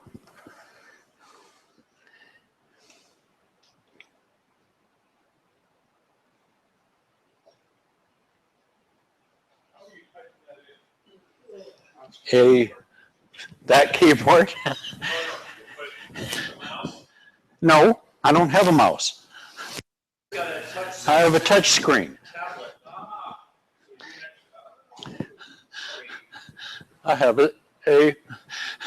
it's almost a real computer. Almost. And, back in, I can't remember when I published this. It says on there someplace. That's started when I had a thought for this talk. And you'll see that we have a Raspberry Pi on a Zotac, and my computer. 3 computers and 1 screen. And supposedly there is a way to set up Wi-Fi on command line. I looked at that. The problem is that accept button. That accept button needs something else. But as I set up the Pi, this caught my eye. It comes out of the Pi store. They have this WebIO Pi. It allows you to do GPIO and all sorts of devices underneath the Web and Python framework. And I know people in our group that think frameworks are the devil's spawn. I don't. I don't recreating what the rest of the world does. And this is one of the things, WebIO is one of the Internet of Things. And to do Internet of Things, you have to have frameworks. You've got to use the internet. You've got to use web pages. You have to have databases. You have to have your stuff going down to that low-level hardware. Unless you want to rewrite all of that, you use somebody's framework. This is one of them. And this is a system which I don't have a problem with Python.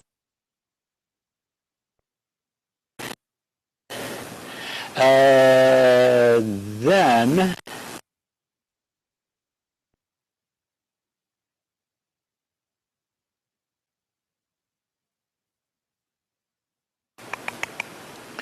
and wouldn't you know it, finding it is,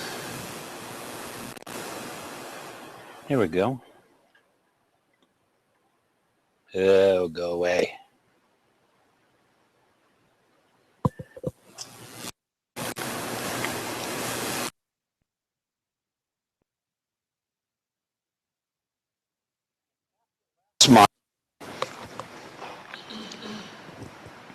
When you get much anything working,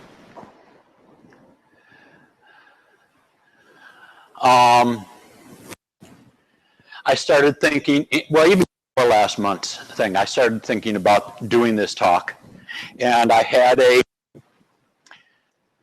this is a Smart board, prototyping board, nice little board.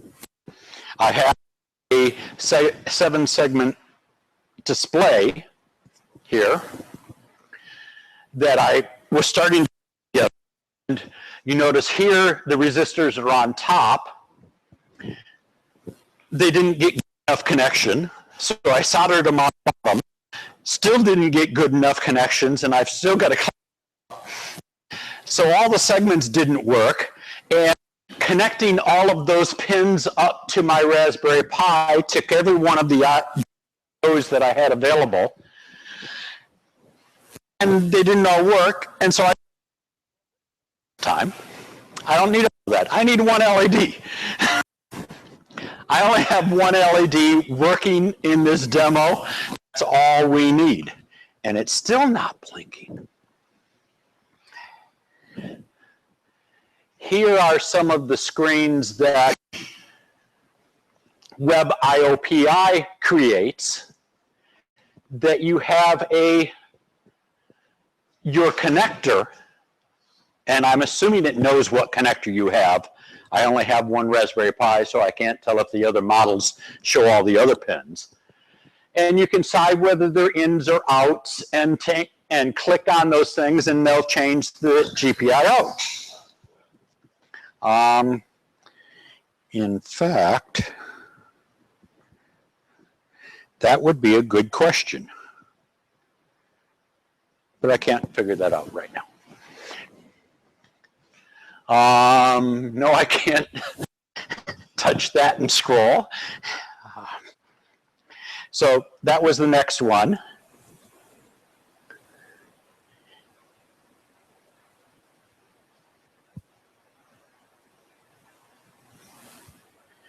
And which one is this?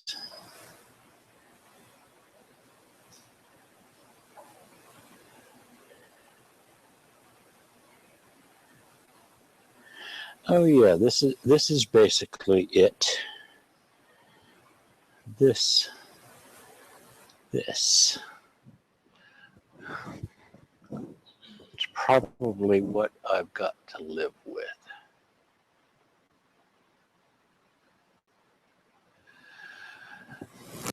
So this is, if anybody's heard of IPython, it's an interactive version of Python. It has notebooks that are a form of literate programming, so that you can have, pictures and all sorts of things, and marked down text and Python code mixed in, which is real useful. It's a very nice little system. And I'm starting to use it a lot for the Python code that I've got, so I can document and code in the same document.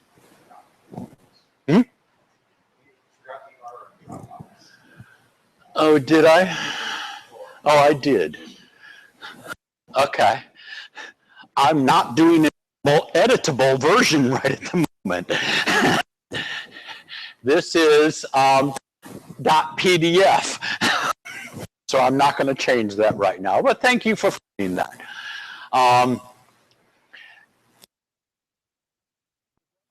IOPI, it has a tutorial that is how I set most of this up, is by their tutorial.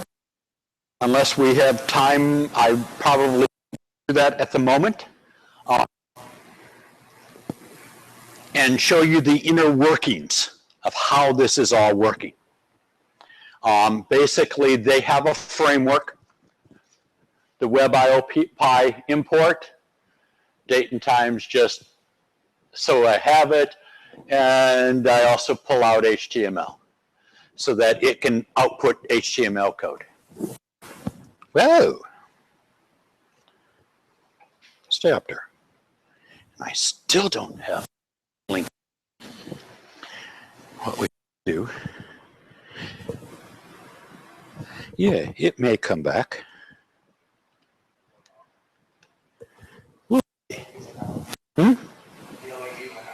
Yes, I cycled power. So it's rebooting, and it may go out and ping where it's supposed to ping and start working. I did figure out how to Dropbox. It's not your normal Dropbox on your Raspberry Pi. You don't want normal Dropbox on Raspberry Pi because you have no storage. You have nothing.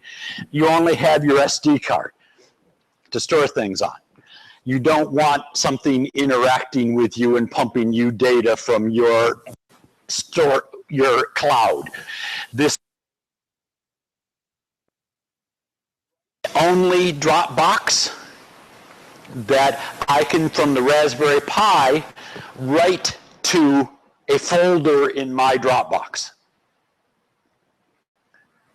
which is almost enough. It's okay. It worked for me. I did the Arduino 101, ARD 101 OSEP stuff before, and that's how I wired it up. And you know that all of the GPIOs, again, except for these two and that serial port.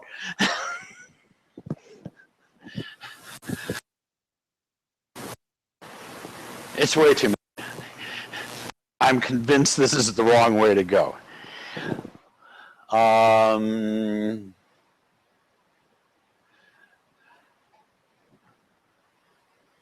Oops, next page. How do I get to the next page? There we go.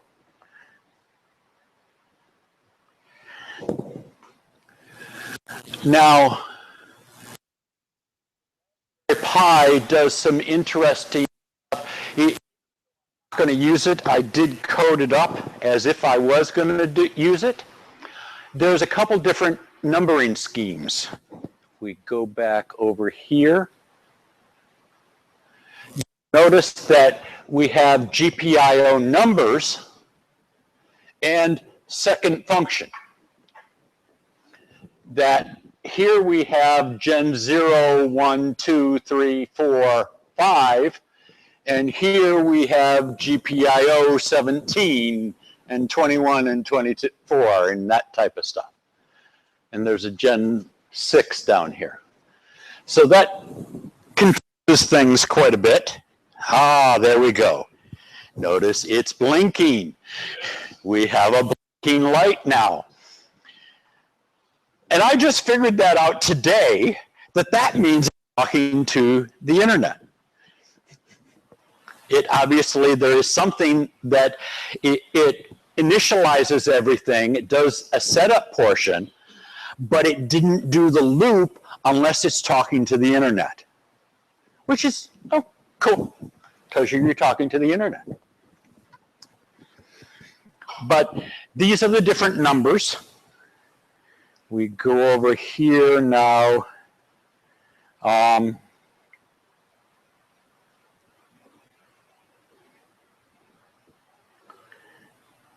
Yeah, and this right up is about, there's better ways of doing this on a GPIO expander that's on an I2C bus would be the way to do a 7-segment display, but forget.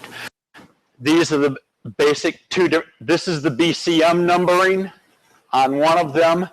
The other one is using the second function. Different numbering, basic Python code. This is the numbering, how to draw a number. Num0 would be all except for the decimal place on. 1 would be the first two and nothing else. And onward and onward. That's how to make numbers. But I said, that's a waste of time. All I need is the one light.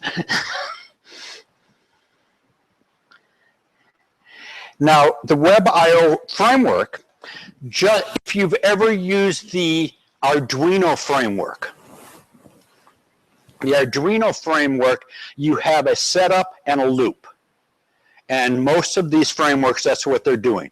They have a setup stage and then something that loops. And this is no different. You have a setup phase that all I'm doing is setting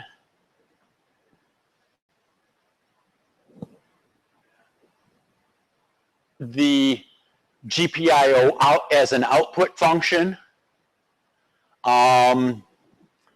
pulling in time, setting up time if I need it later, and then turning the GPIO high. That's it for the setup. Very, very simple. Loop function basically just turns the light on and off. That if it's on, if it's low, turn it high. If it's high, turn it low. and then sleep for 1 second and start over again. So that should be flashing at a 1 second rate. And it sort of is. And they've got a destroy function also, that when you're exiting. And yeah, that's okay. Yeah, I think what I want to do then is back up here.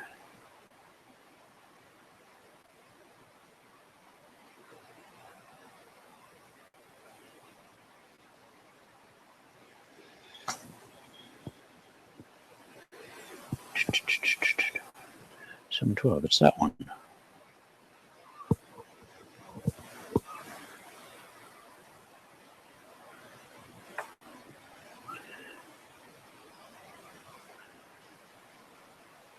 Which is just this. I guess I didn't have the video posted anywhere. Must have it on my the other computer someplace. What I can do now is go back to here.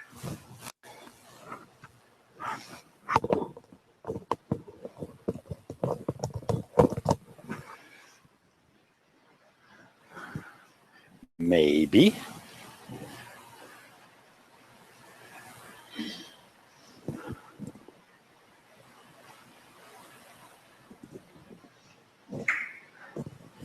And open up a terminal.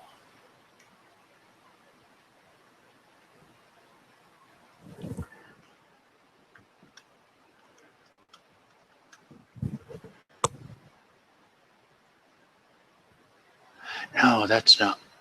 Okay, this is one way. Yeah. So there is a. Now, if we're going to go there.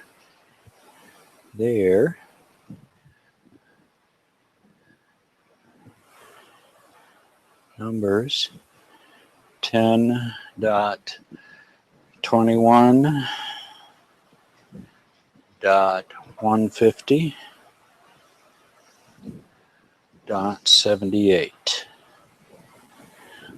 and colon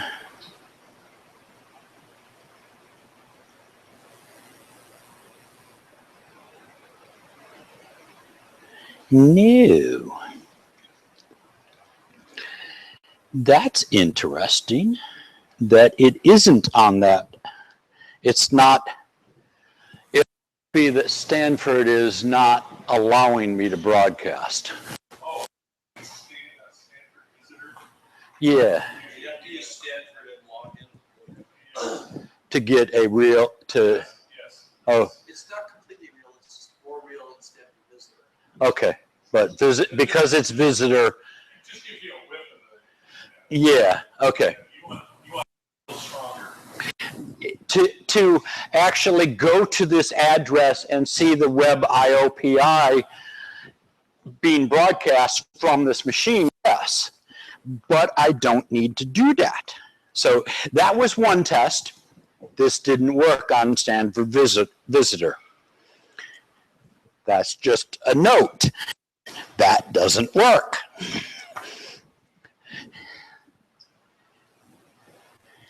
So now,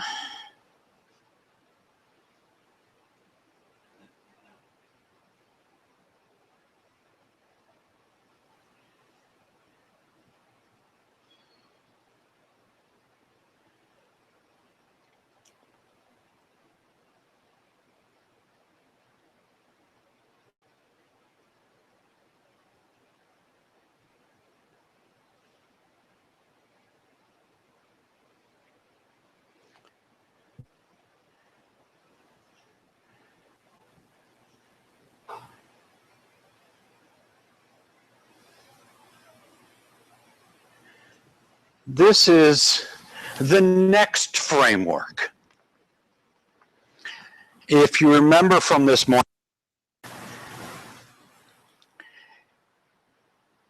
when I went to TeamViewer, it kept track of what IP I was at.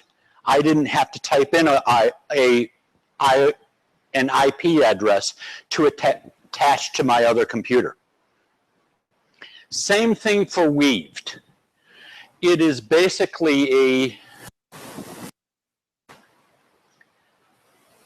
accumulator of your computers that you're attached to your account. You can say, attach this computer to my account. And then I can say, okay.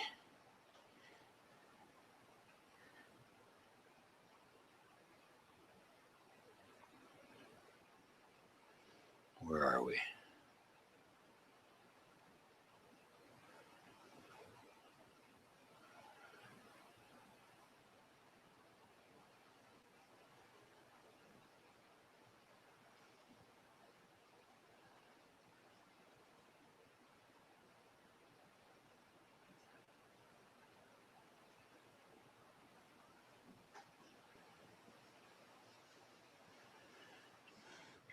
And now it says, oh, you have a system running. I told it that name when I set it up, and it's running it's ready to talk. So I can just click that.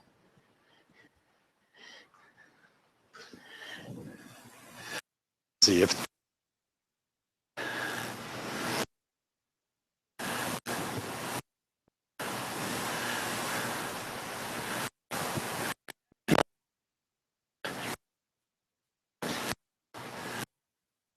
this would, oh, there we go.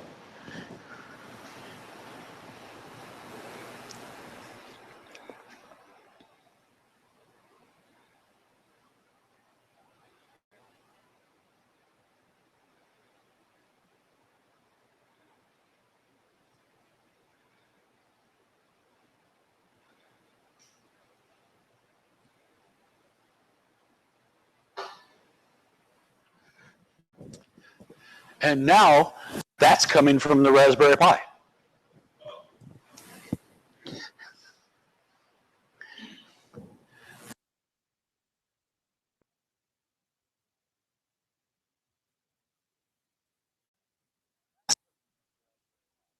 And the light's going on and off. So that's basically the demo. Now, if you try to correlate the frequency here with the frequency there, no.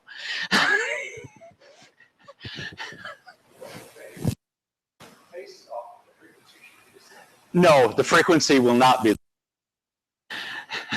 Because this is working on internet time, or internet delays, and this is not. They're not at the same frequency. But if it's longer than a second, you'll stretch that second in between. If I were to slow it down, yes, there would be a constant delay. But at 1 second, no, that's not doing it every second. Actually, it's doing pretty good.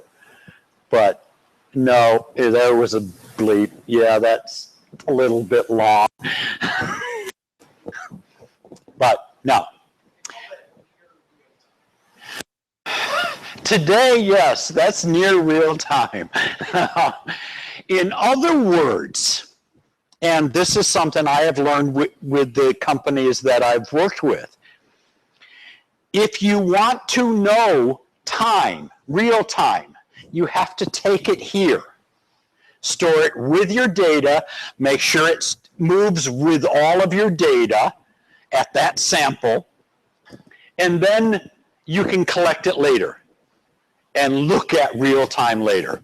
But the web page is not real time. Can't. So that's basically the demo. Any questions? Oh, we do have one more thing, but let's have questions here first. This is all Python. On a Raspberry Pi. Yeah, that's what I thought. No, wait, hold on. One more thing. But any other questions first?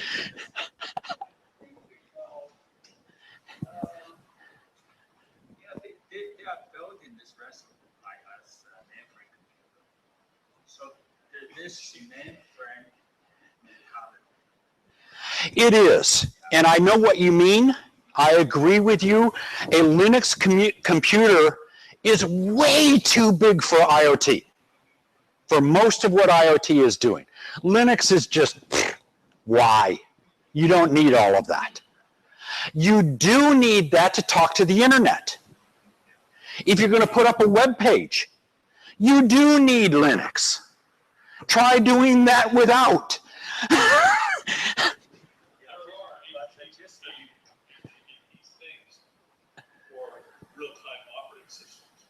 Oh, granted, absolutely. You're going to have an OS. You're going to have something.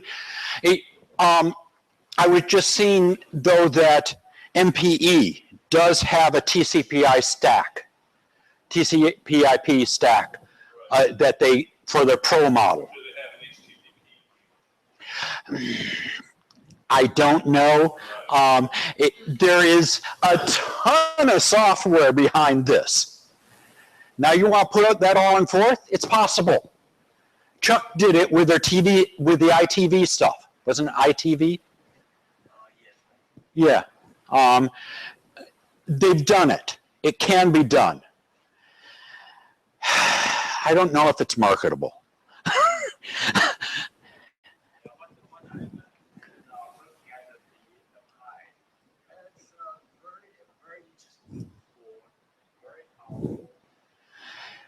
More powerful than you really need.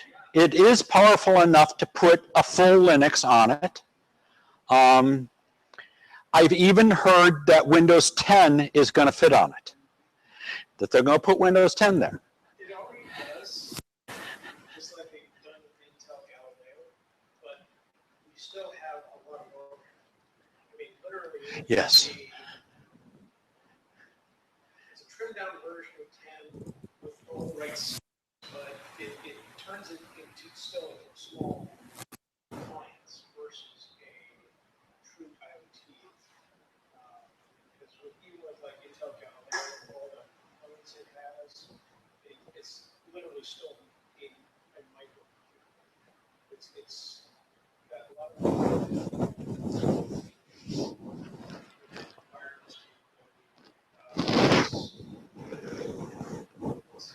same problem. Okay. Okay. But it does work. I've seen it already. I believe that.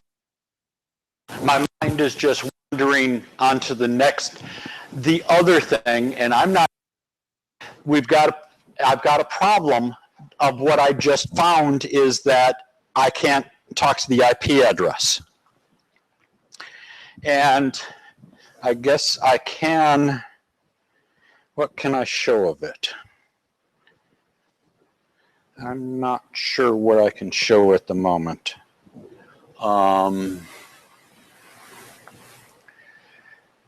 Jos van de Ven is a guy over in UK that is working on Win32 Forth. Win32 Forth is a Windows Forth. Relatively popular. I haven't used it a lot,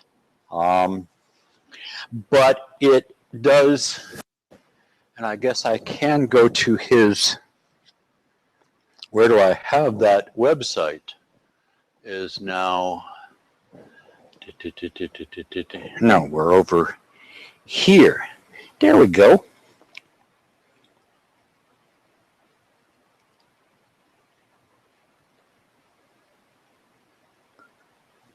Hey, that wasn't what I wanted to do.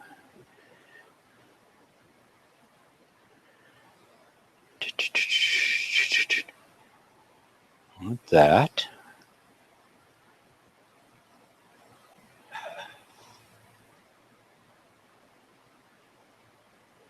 And I guess it's not doing nicely for selecting.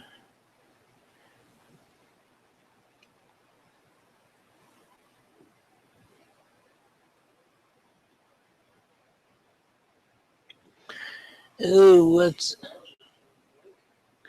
well, this isn't a browser, actually.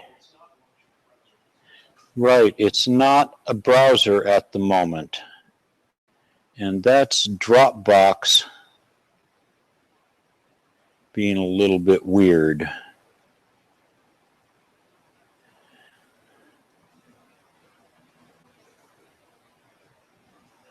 That it's not taking this as a,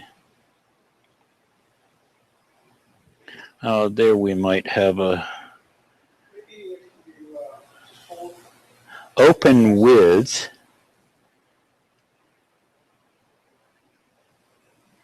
There we go. Now we got into some, no, it's not here. Oh, there it is. Okay. Open. Thank you.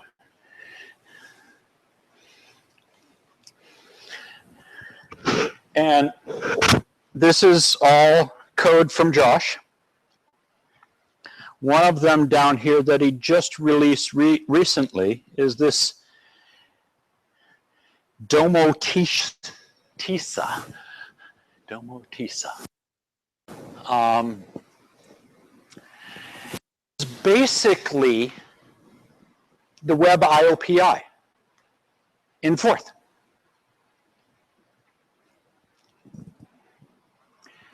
With a full Windows Forth, and that's the nice thing about Win32 Forth. Even perhaps more, I would say, well, it's about the same as Swift Forth and MPE Forth. They both have good hooks into the Windows OS. And now you can start using the Windows system. And you can call web services. They're all there. And that's basically what he has done, is you can control your computer from anything that can hook to a web page. You run this demo starting in Win32 Forth, and now you can shut down your Windows computer from anywhere in the web, if that's what you want to do. That's his demo. You can obviously do a lot more with it. The remarkable thing about this is that you can then take this same package, put it onto your Raspberry Pi, and run it in GForth. They're exactly compatible. It'll put up that same web page on the Raspberry Pi and publish that web page. And now you can run your Raspberry Pi from anywhere on the web using Forth. So it's there. I can't do it. I'd have to switch to the other network, and that will take some time. If you're patient, I could do it, but it's up to you guys. This is the one more thing. This makes it relevant.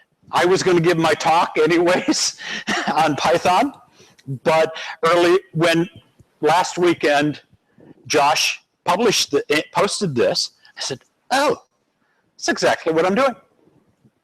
What he hasn't hooked up to is he hasn't hooked up to Weaved, the Weaved interface, so that you go over and you don't need to know an IP address.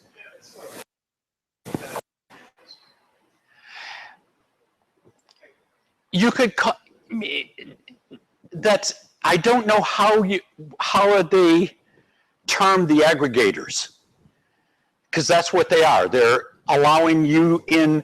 I mean, LogMeIn did it for on PC Windows on remote desktop type of things. I think remote desktop does some of that also, that it knows how to find things through the net. That's what this needs. Well, the simplicity is that the client talking to the server through encrypted session. So it knows where you are. Right. The server. So when you're logging into the server, which then connects you to the station. Exactly.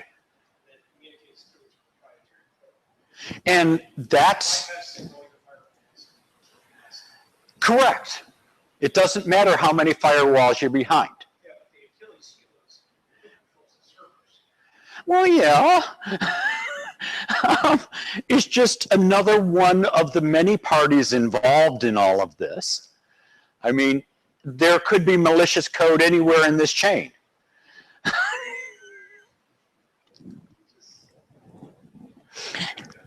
There isn't much security. This is what we're talking about at lunch.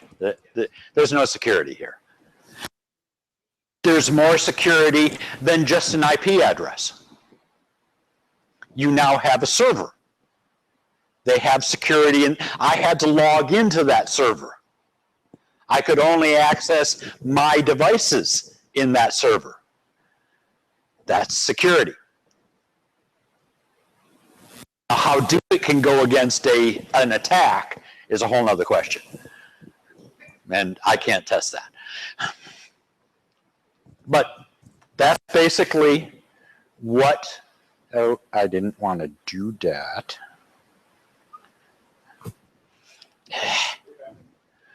Yeah. The nice part. You were asking if it's in fourth. It's in fourth. That's fine, that's fine. It's in order of the mix. On top of Windows and Windows, Linux, and of course. Yeah, I try to understand that, but really couldn't get any closer to that chip. You're not intended to get closer to the chip. You're running Linux. No. Because there wasn't it talked about something was running a chip that they don't publish the customer, so that would be wrong. You can't do anything. Well, however, as with most of Linux, the documentation is in the source. Download the sources and you can find out anything you want to know. I've climbed into the kernel. It isn't that tough. It's all C code and some C++ and some Python and a lot of bash. But it's just code.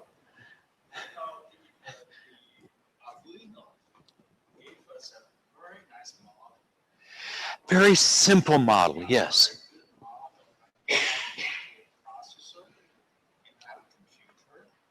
Yeah.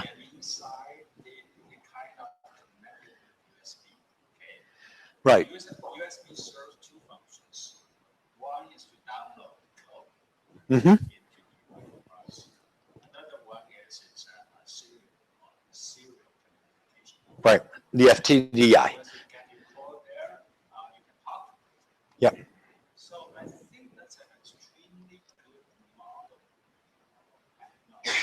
I don't care about the internet. I don't want to connect anything. But the Raspberry Pi is a very powerful processor. More powerful than most of what you're doing. Yes. Very capable. So instead you can use it as a hub to connect to more local IoT or other devices like yours. Right. I've shown this before. This is Arduino. An Arduino Mini with Bluetooth on it. See, I don't like the wires.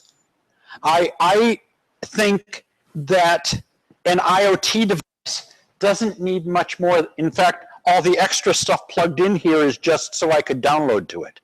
That's the FTDI, That's the serial port. This is the JTAG, effectively. It's the programming interface. This is IoT. This is not. This is the hub for IoT.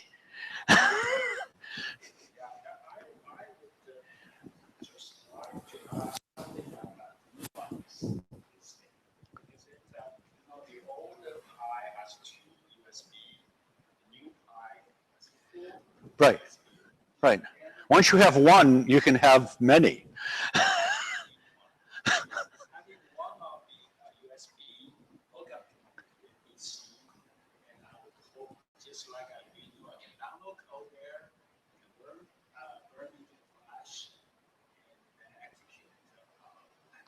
Yeah. Yep. There's no information about the internal organization of the chip. There's got to be flash in it. There's got to be flash that can write into it. So you can boot it, boot it the way you want. Yeah. It boots from the flash, boot from the SD card. Right, right. Well, it's more than you need. And I agree. It's more than I need. Correct. Correct. Get my code there so I can talk to it and then I can program it. But once you are down on the Arduino, once you're down on that small, you need to get that data out to the world. That's why you need the internet, or at least Bluetooth. You at least have to have a Bluetooth stack. And that takes another CPU chip.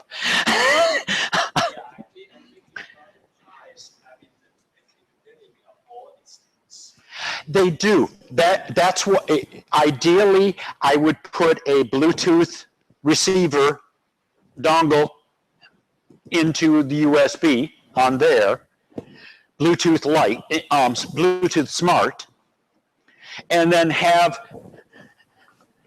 motes like this all over the place. And this guy would receive as many as it could and aggregate the data and get it up to the internet. And that's IoT. That's more of IoT. Products working on right now has very similar. You have one CPU that's a Linux box. I mean, that's down. This is a huge board for IoT. That one's huge. And then you have other CPUs doing sensing, doing Bluetooth, doing the very small stuff, all feeding back into your Linux box that's then talking up to the internet to do your aggregation. That's IoT. It takes all of that. It can't just be the small little chip.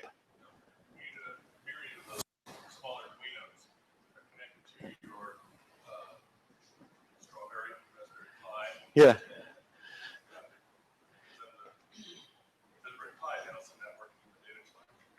Right. Right. And going up to the weaved interface and the WebIO Pi and however else you want to do it up at the higher end. And I don't even program up on that side. It's not what I do. And I'm not sure Forth is the right place to do it up at that level. You can, but should you?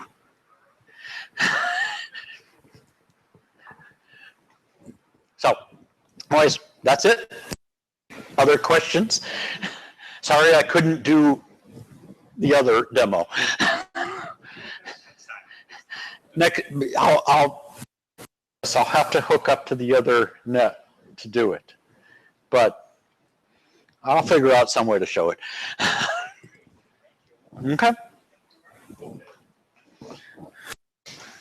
Now what are we going to do?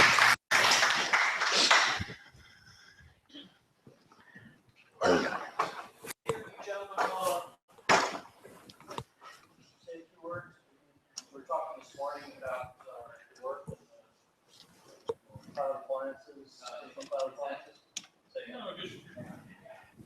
Tell us what it's about. Then maybe next thing you do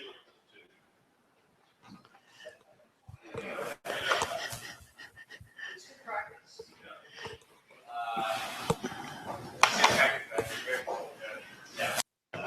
Here is the stage.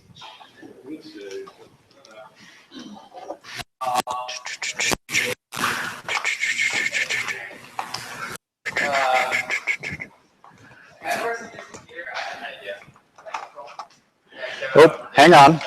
Hang on. Hang on. Hang on. Can't talk without the microphone. Hi, everybody. Clip it on someplace, otherwise it doesn't work.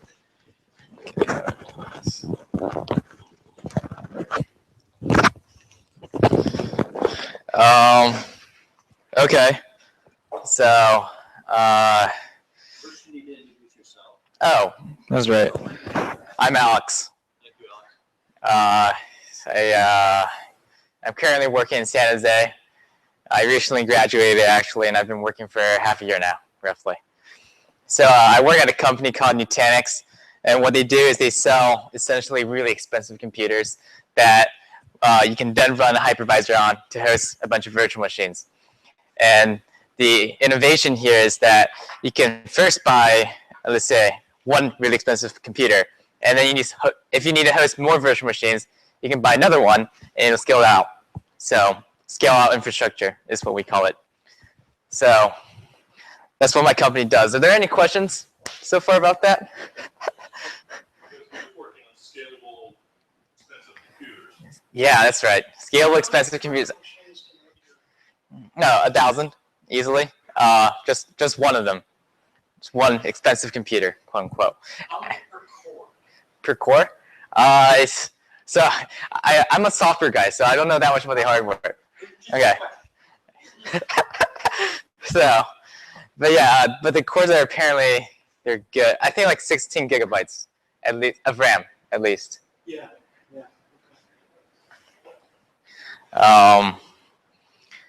Let's see. Is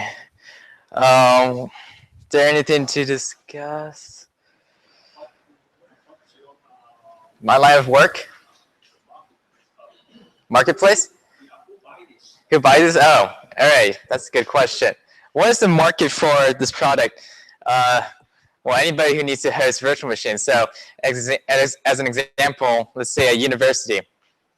Okay, and they need to host virtual machines for all the students who need to work on the computer. Okay, and then you buy those computers, you spin up a hypervisor, spin up a bunch of virtual machines, hand them out to all your students, right? And it's a lot cheaper. You also have more availability, and you want to buy it instead of renting it from the cloud because it's just cheaper to buy. Like buy versus rent, right? Basic economies like that. So like universities, companies, governments, and the company's growing pretty quickly. With regards to Flash, right now we have, the main innovation hardware that enabled this was the SSD.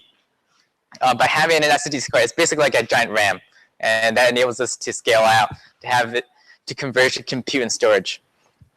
So yeah, SSD, that was the main reason. Without SSD, I don't think we could do it. Yes. Operating system? We use CentOS.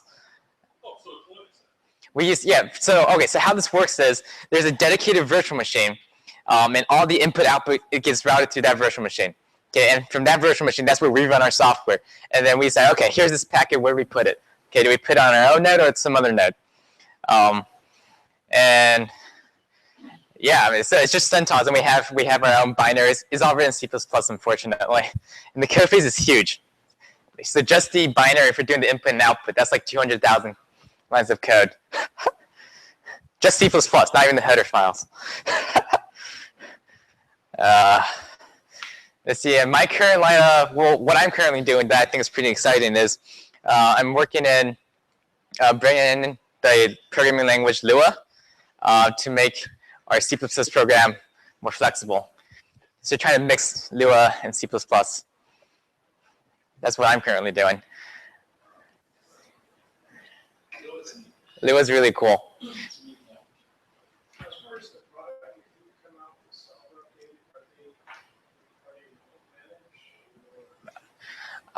So yeah, you're talking about the release management. I don't know that much about that either. What I do know is that you can't upgrade without any downtime. So what happens is that we kill a node, okay, and then all the input-output will get redirected to some other node. We upgrade the software in that, and then we just cycle through all the nodes until they're all updated, like that.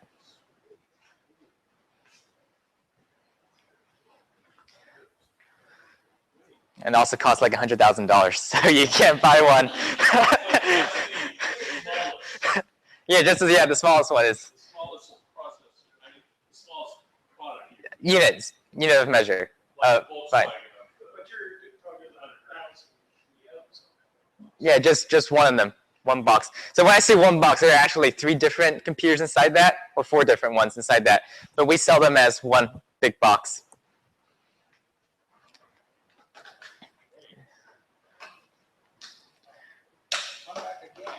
Yeah. Thanks.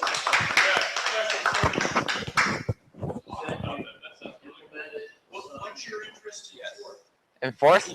Oh, like I said, I'm just a programming language enthusiast. So I read about a lot of languages. I know like Forth, Rebel, Lisp, Clojure, everything, Haskell. So Fourth is one of the simplest.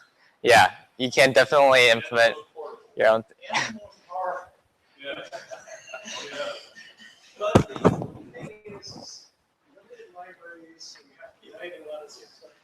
It's embedded here, it's reinvented. See, that's one of the things we were talking about earlier, is that, even though there's many versions of Forth, there's no, like Python, there's no, libraries.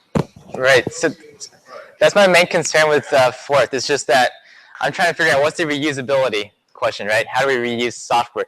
And I read this one book written by Chuck Moore. I read that book, and I think there was one point where he says you don't reuse software. You just write your own thing. I said, well, that doesn't scale well because there's so many things out there. So yeah.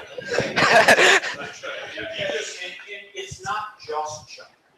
It is our industry. Yeah. We do not scale Right. well at all. We do things one-off. Right. Do things one-off very well. We are the best prototyping language out there. And Yeah. Firmware is a great example. That's kind of the one-off. Apple used it.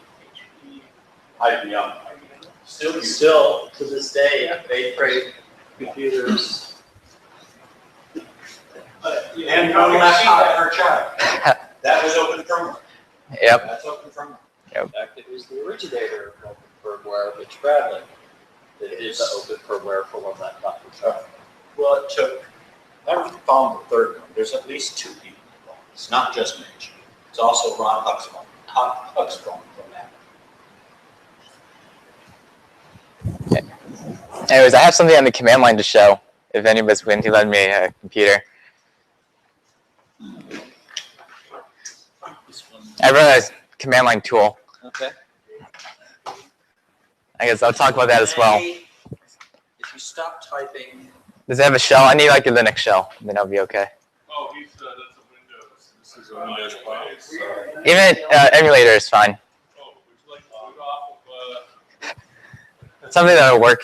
Yeah, take a minute, bring your box up, and we'll plug in the laptop again and get it going. This may take a minute. Unless you want to use it with Pi. Oh, Pi's fine. It's a really small thing. It's like 200 lines of shell. So you're gonna plug in yours, Dennis? I can do Pi All right. unpacked. See what you did there. Trust me, dude. I surrender. I'm Give up. already, I'm too well packed. What am I gonna use for power? I don't know, what would you like? There's the problem. Oh. What does it oh, take? here we Oh, go. I know how. Here I know how. we go. Here we go. I got a power problem. Got a 5-volt USB. That won't work. I need, that won't work. Unfortunately, that doesn't work. What does it normally take? Okay. Fedora 22. That's fine. Got your old guy there. Here. You got your old. Something that's give 5 volts. Oh, well, You mean the standard USB wall port doesn't do it? No, it doesn't. And it pissed me off.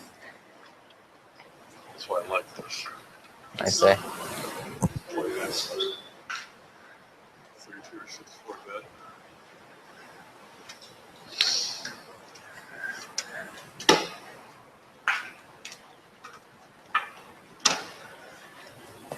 Eventually it'll get there. Oh, okay.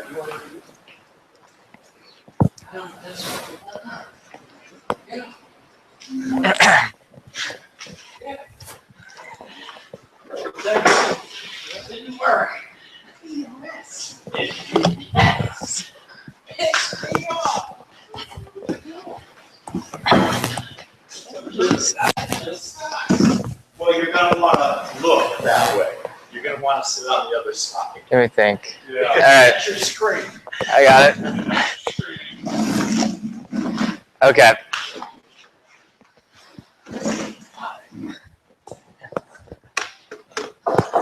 Okay. Did it boot up?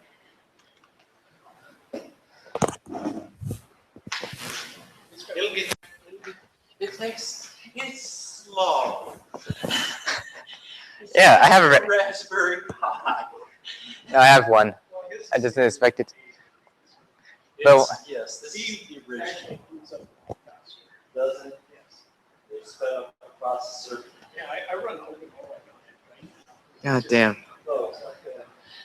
How do I open the shell? And it'll get there. You need to wait for the menu on the top. Over one more, over a little bit, yeah, a little bit hurt. There, that one. How do I click? Oh, this guy. All right. And Is there keyboard's internet? a little weird. Is there internet? Maybe. Yes, we still have an IP address. I can't type on this. Yes, that keyboard, it takes a little bit Oh, wow. of use to. Okay. There you go. You're pinging. I can't do Control C. There we go. Okay. So let's see. Haven't actually tested this. Let's see. LS space? No? Okay. Vector space. Go to space.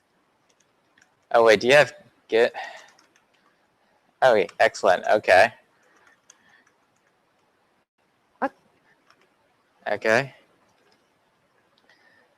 Alex. Look. So I want to clone a Git repository. Is that fine? I'm guessing it's fine. Okay. Oh, good luck. All right. So what was my GitHub? All right. What? Slash Jarvis. I might have gotten the name wrong. All right. That was right.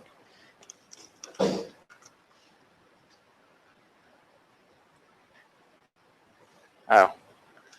That's not right. I know my password. It's demo-itis.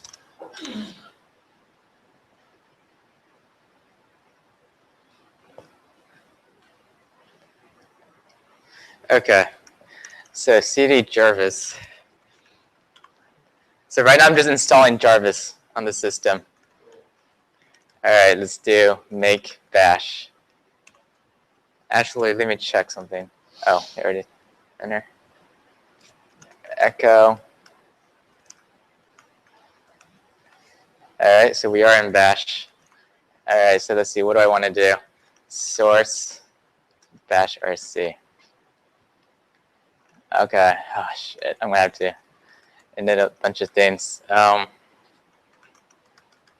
Make dir Jarvis. Oh, it's already there.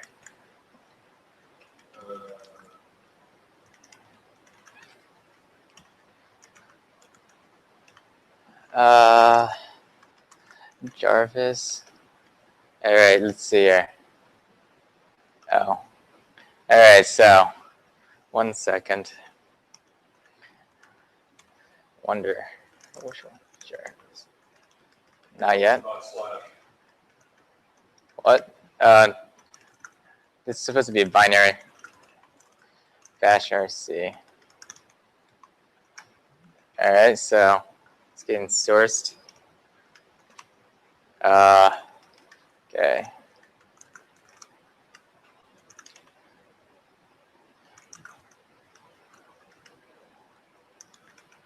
I think it's, let's see, Vim, Jarvis. Okay. Alias CD equals Jarvis. Why can't I hit the double quote? Do you know where the double quote is? This is fine. I don't need a double quote. Is there some, it's just a really dinky keyboard.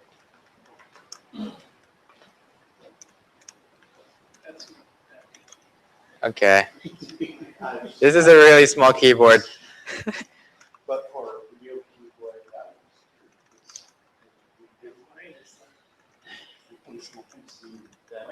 All right. yeah, that.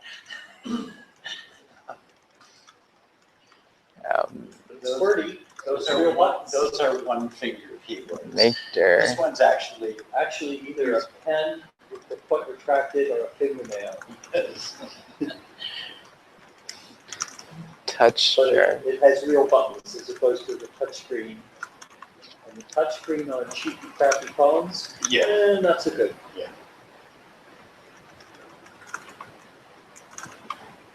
Okay. Let's try that again. Did it work? Default. Okay. Which J? What? Jarvis. J edit. Can I do this yet? Oh, there it is. Okay.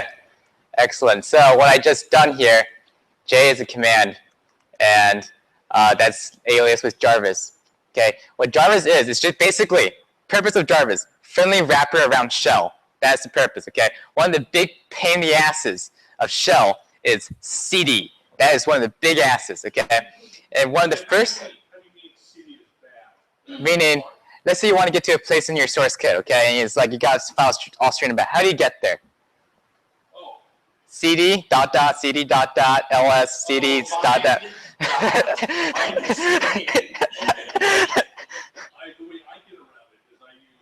Aliases? What was that? The directory stat. Directory stat. Push D and pop D. That's still a pain in the ass, my friend. I've used that before. I know what that is, and it's still a pain in the ass. Okay. All right, so let me see. Does this work? All right, excellent. Oh, you guys are going to see some really goodness here. All right, so the way to get around the file system, most people's solution is aliases, right? But then, what is the current way of adding aliases to your bash RC? vim.bashrc add, okay, source it, remember to source it, okay? And you test it. If it doesn't work, oh, got to do the whole thing again, all right? So this is the solution. All right, so let's go to space. Let's see, I want to make a bookmark for that, okay? jadd, I'm going to add a bookmark, okay? I'm going to call it space, all right? Oh, did not work. All right, so I said something went wrong here, but let me see here. What I should have done was appended, all right. It didn't work. Jarvis edit. So it should have appended here. Okay. Right now it's not working because I didn't really set it up for distribution yet. But I use it all the time. Okay. And you can already see the proof of concept. It's supposed to append here. Let me put a comment here. Location, aliases, append below.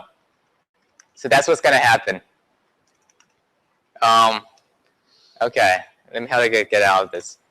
Wow. Is my escape key not working? It's recording now. Yeah. All right. What's wrong with this thing? You want to quit? Yes. All right, there we go. Okay. So now one other thing that I realized when you add in a bunch of bookmarks, okay, it's not working now, but I guess I'll just talk about it, okay? Demo's not working. But I will show screenshots. So one of the problems with adding bookmarks to the bottom is that you're eventually going to have a lot of bookmarks, all right? Because this is one basically bookmark repository for your entire system, okay? Let's say you're developing on a bunch of repos. I have like 20 repos in my own development environment. Okay, so you have a lot of bookmarks, okay? How do you fix this problem? How do you fix this problem? So many aliases. So what I invented, I did another command. It's called Jarvis init, okay? It's like git init, but it's a Jarvis init. You initialize a Jarvis environment. And all it is another namespace, okay?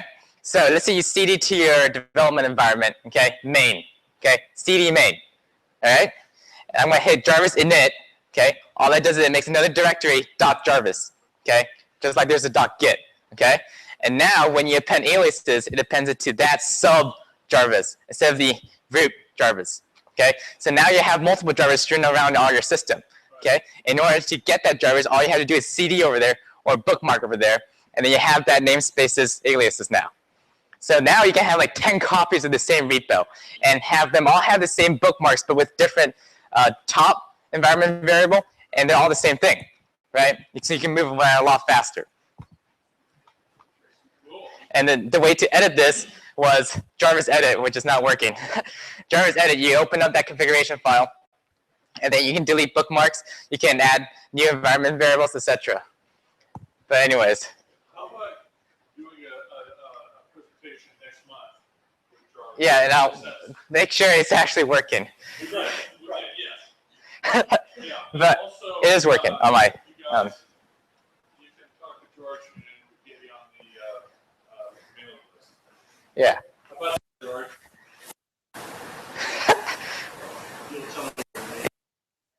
Talk about it offline. All right, but anyways, that's what I had to demo. Unfortunately, it's not working. But That's yeah, nice. I like that. yeah, it's a good idea. I use aliases and I use the directory stacks. Yeah, push D, pop D. But that's, I mean, you have to keep track of that in your mind, right? About no? Oh, you can just do S. It's called DIRS. And so that just lists all of it. Yeah. In fact, I think I don't know, do you have it on here, on this guy? Because I know I have it on mine. If you do a DIRS space -V, just give it a shot. Right now, okay. Space -V. No, S. DIRS -V. Yeah. Yes, you do have it. Okay. Directory. So I can do this push D, right? It's push, and then what directory you want to go to. Yeah. Oh, push. Okay. No, you go push D. Push D dir or space. You want to go to, yeah. Okay, so what's this gonna do? The dirs -V. I see. Okay, and then you can do pop D. You do a push. No, you do a push. Just do a push. Push D. Push D. Now you swap. Oh, usually it's pop D, isn't it? Pop D will pop that thing off. Okay. Top and stack. Oh, I see. So this is just switch it around. In fact, you should alias dirs to dirs-V. Okay, because you don't need the other options. What does this do? Well, if you do just dirs by itself, no, it's part of the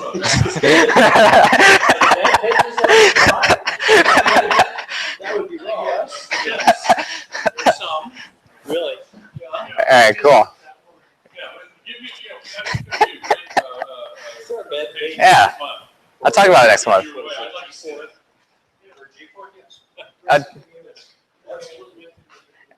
Yeah. Definitely. I mean, the thing is, Yes, getting a demo ready to actually show is fun. yeah, that will help. But See how the constraints, the pressure, and all of a sudden go, oh crap, it's. Oh, that's why I would rather show you saw screenshots. that. It doesn't work. Okay. The other thing that you could do, and we're very grateful for you allowing your arm to be twisted into doing this next month. The other thing you could do, if you could do your demo on a laptop that's got a shareable desktop, that means that instead of taking a picture of the screen and broadcasting that to the Hangout, this is something that goes straight into the wire from the screen of your laptop that's running the Hangout that you're doing your demo on. Okay. Oh, I see. Cool. And we can invite people into the Hangout too. just a standard Hangout. Okay, so it's just like a modern web browser, all right? It's what you want, guys want. Anything that can run Hangout. Yeah, that's anything Chrome. that can run Hangouts, not anything that has a browser. And then you just run the terminal on your desktop after sharing your desktop. Right. Anyways, And I did some of that earlier. Yeah, we can set you up. You just have to work on your demo. I mean, it's really simple. It should just work, but I haven't made it for wide distribution. Like, it's only for my personal use, so that's why. That's why we want to see it. Okay. Absolutely. Yeah. I mean, if you can say one typing, that's all we can get. Oh, yeah. That's the main. All right, cool. Oh, all right. Yeah, thanks, guys. Okay.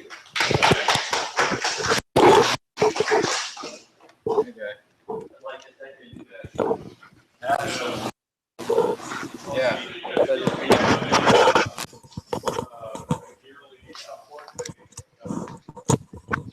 Yes.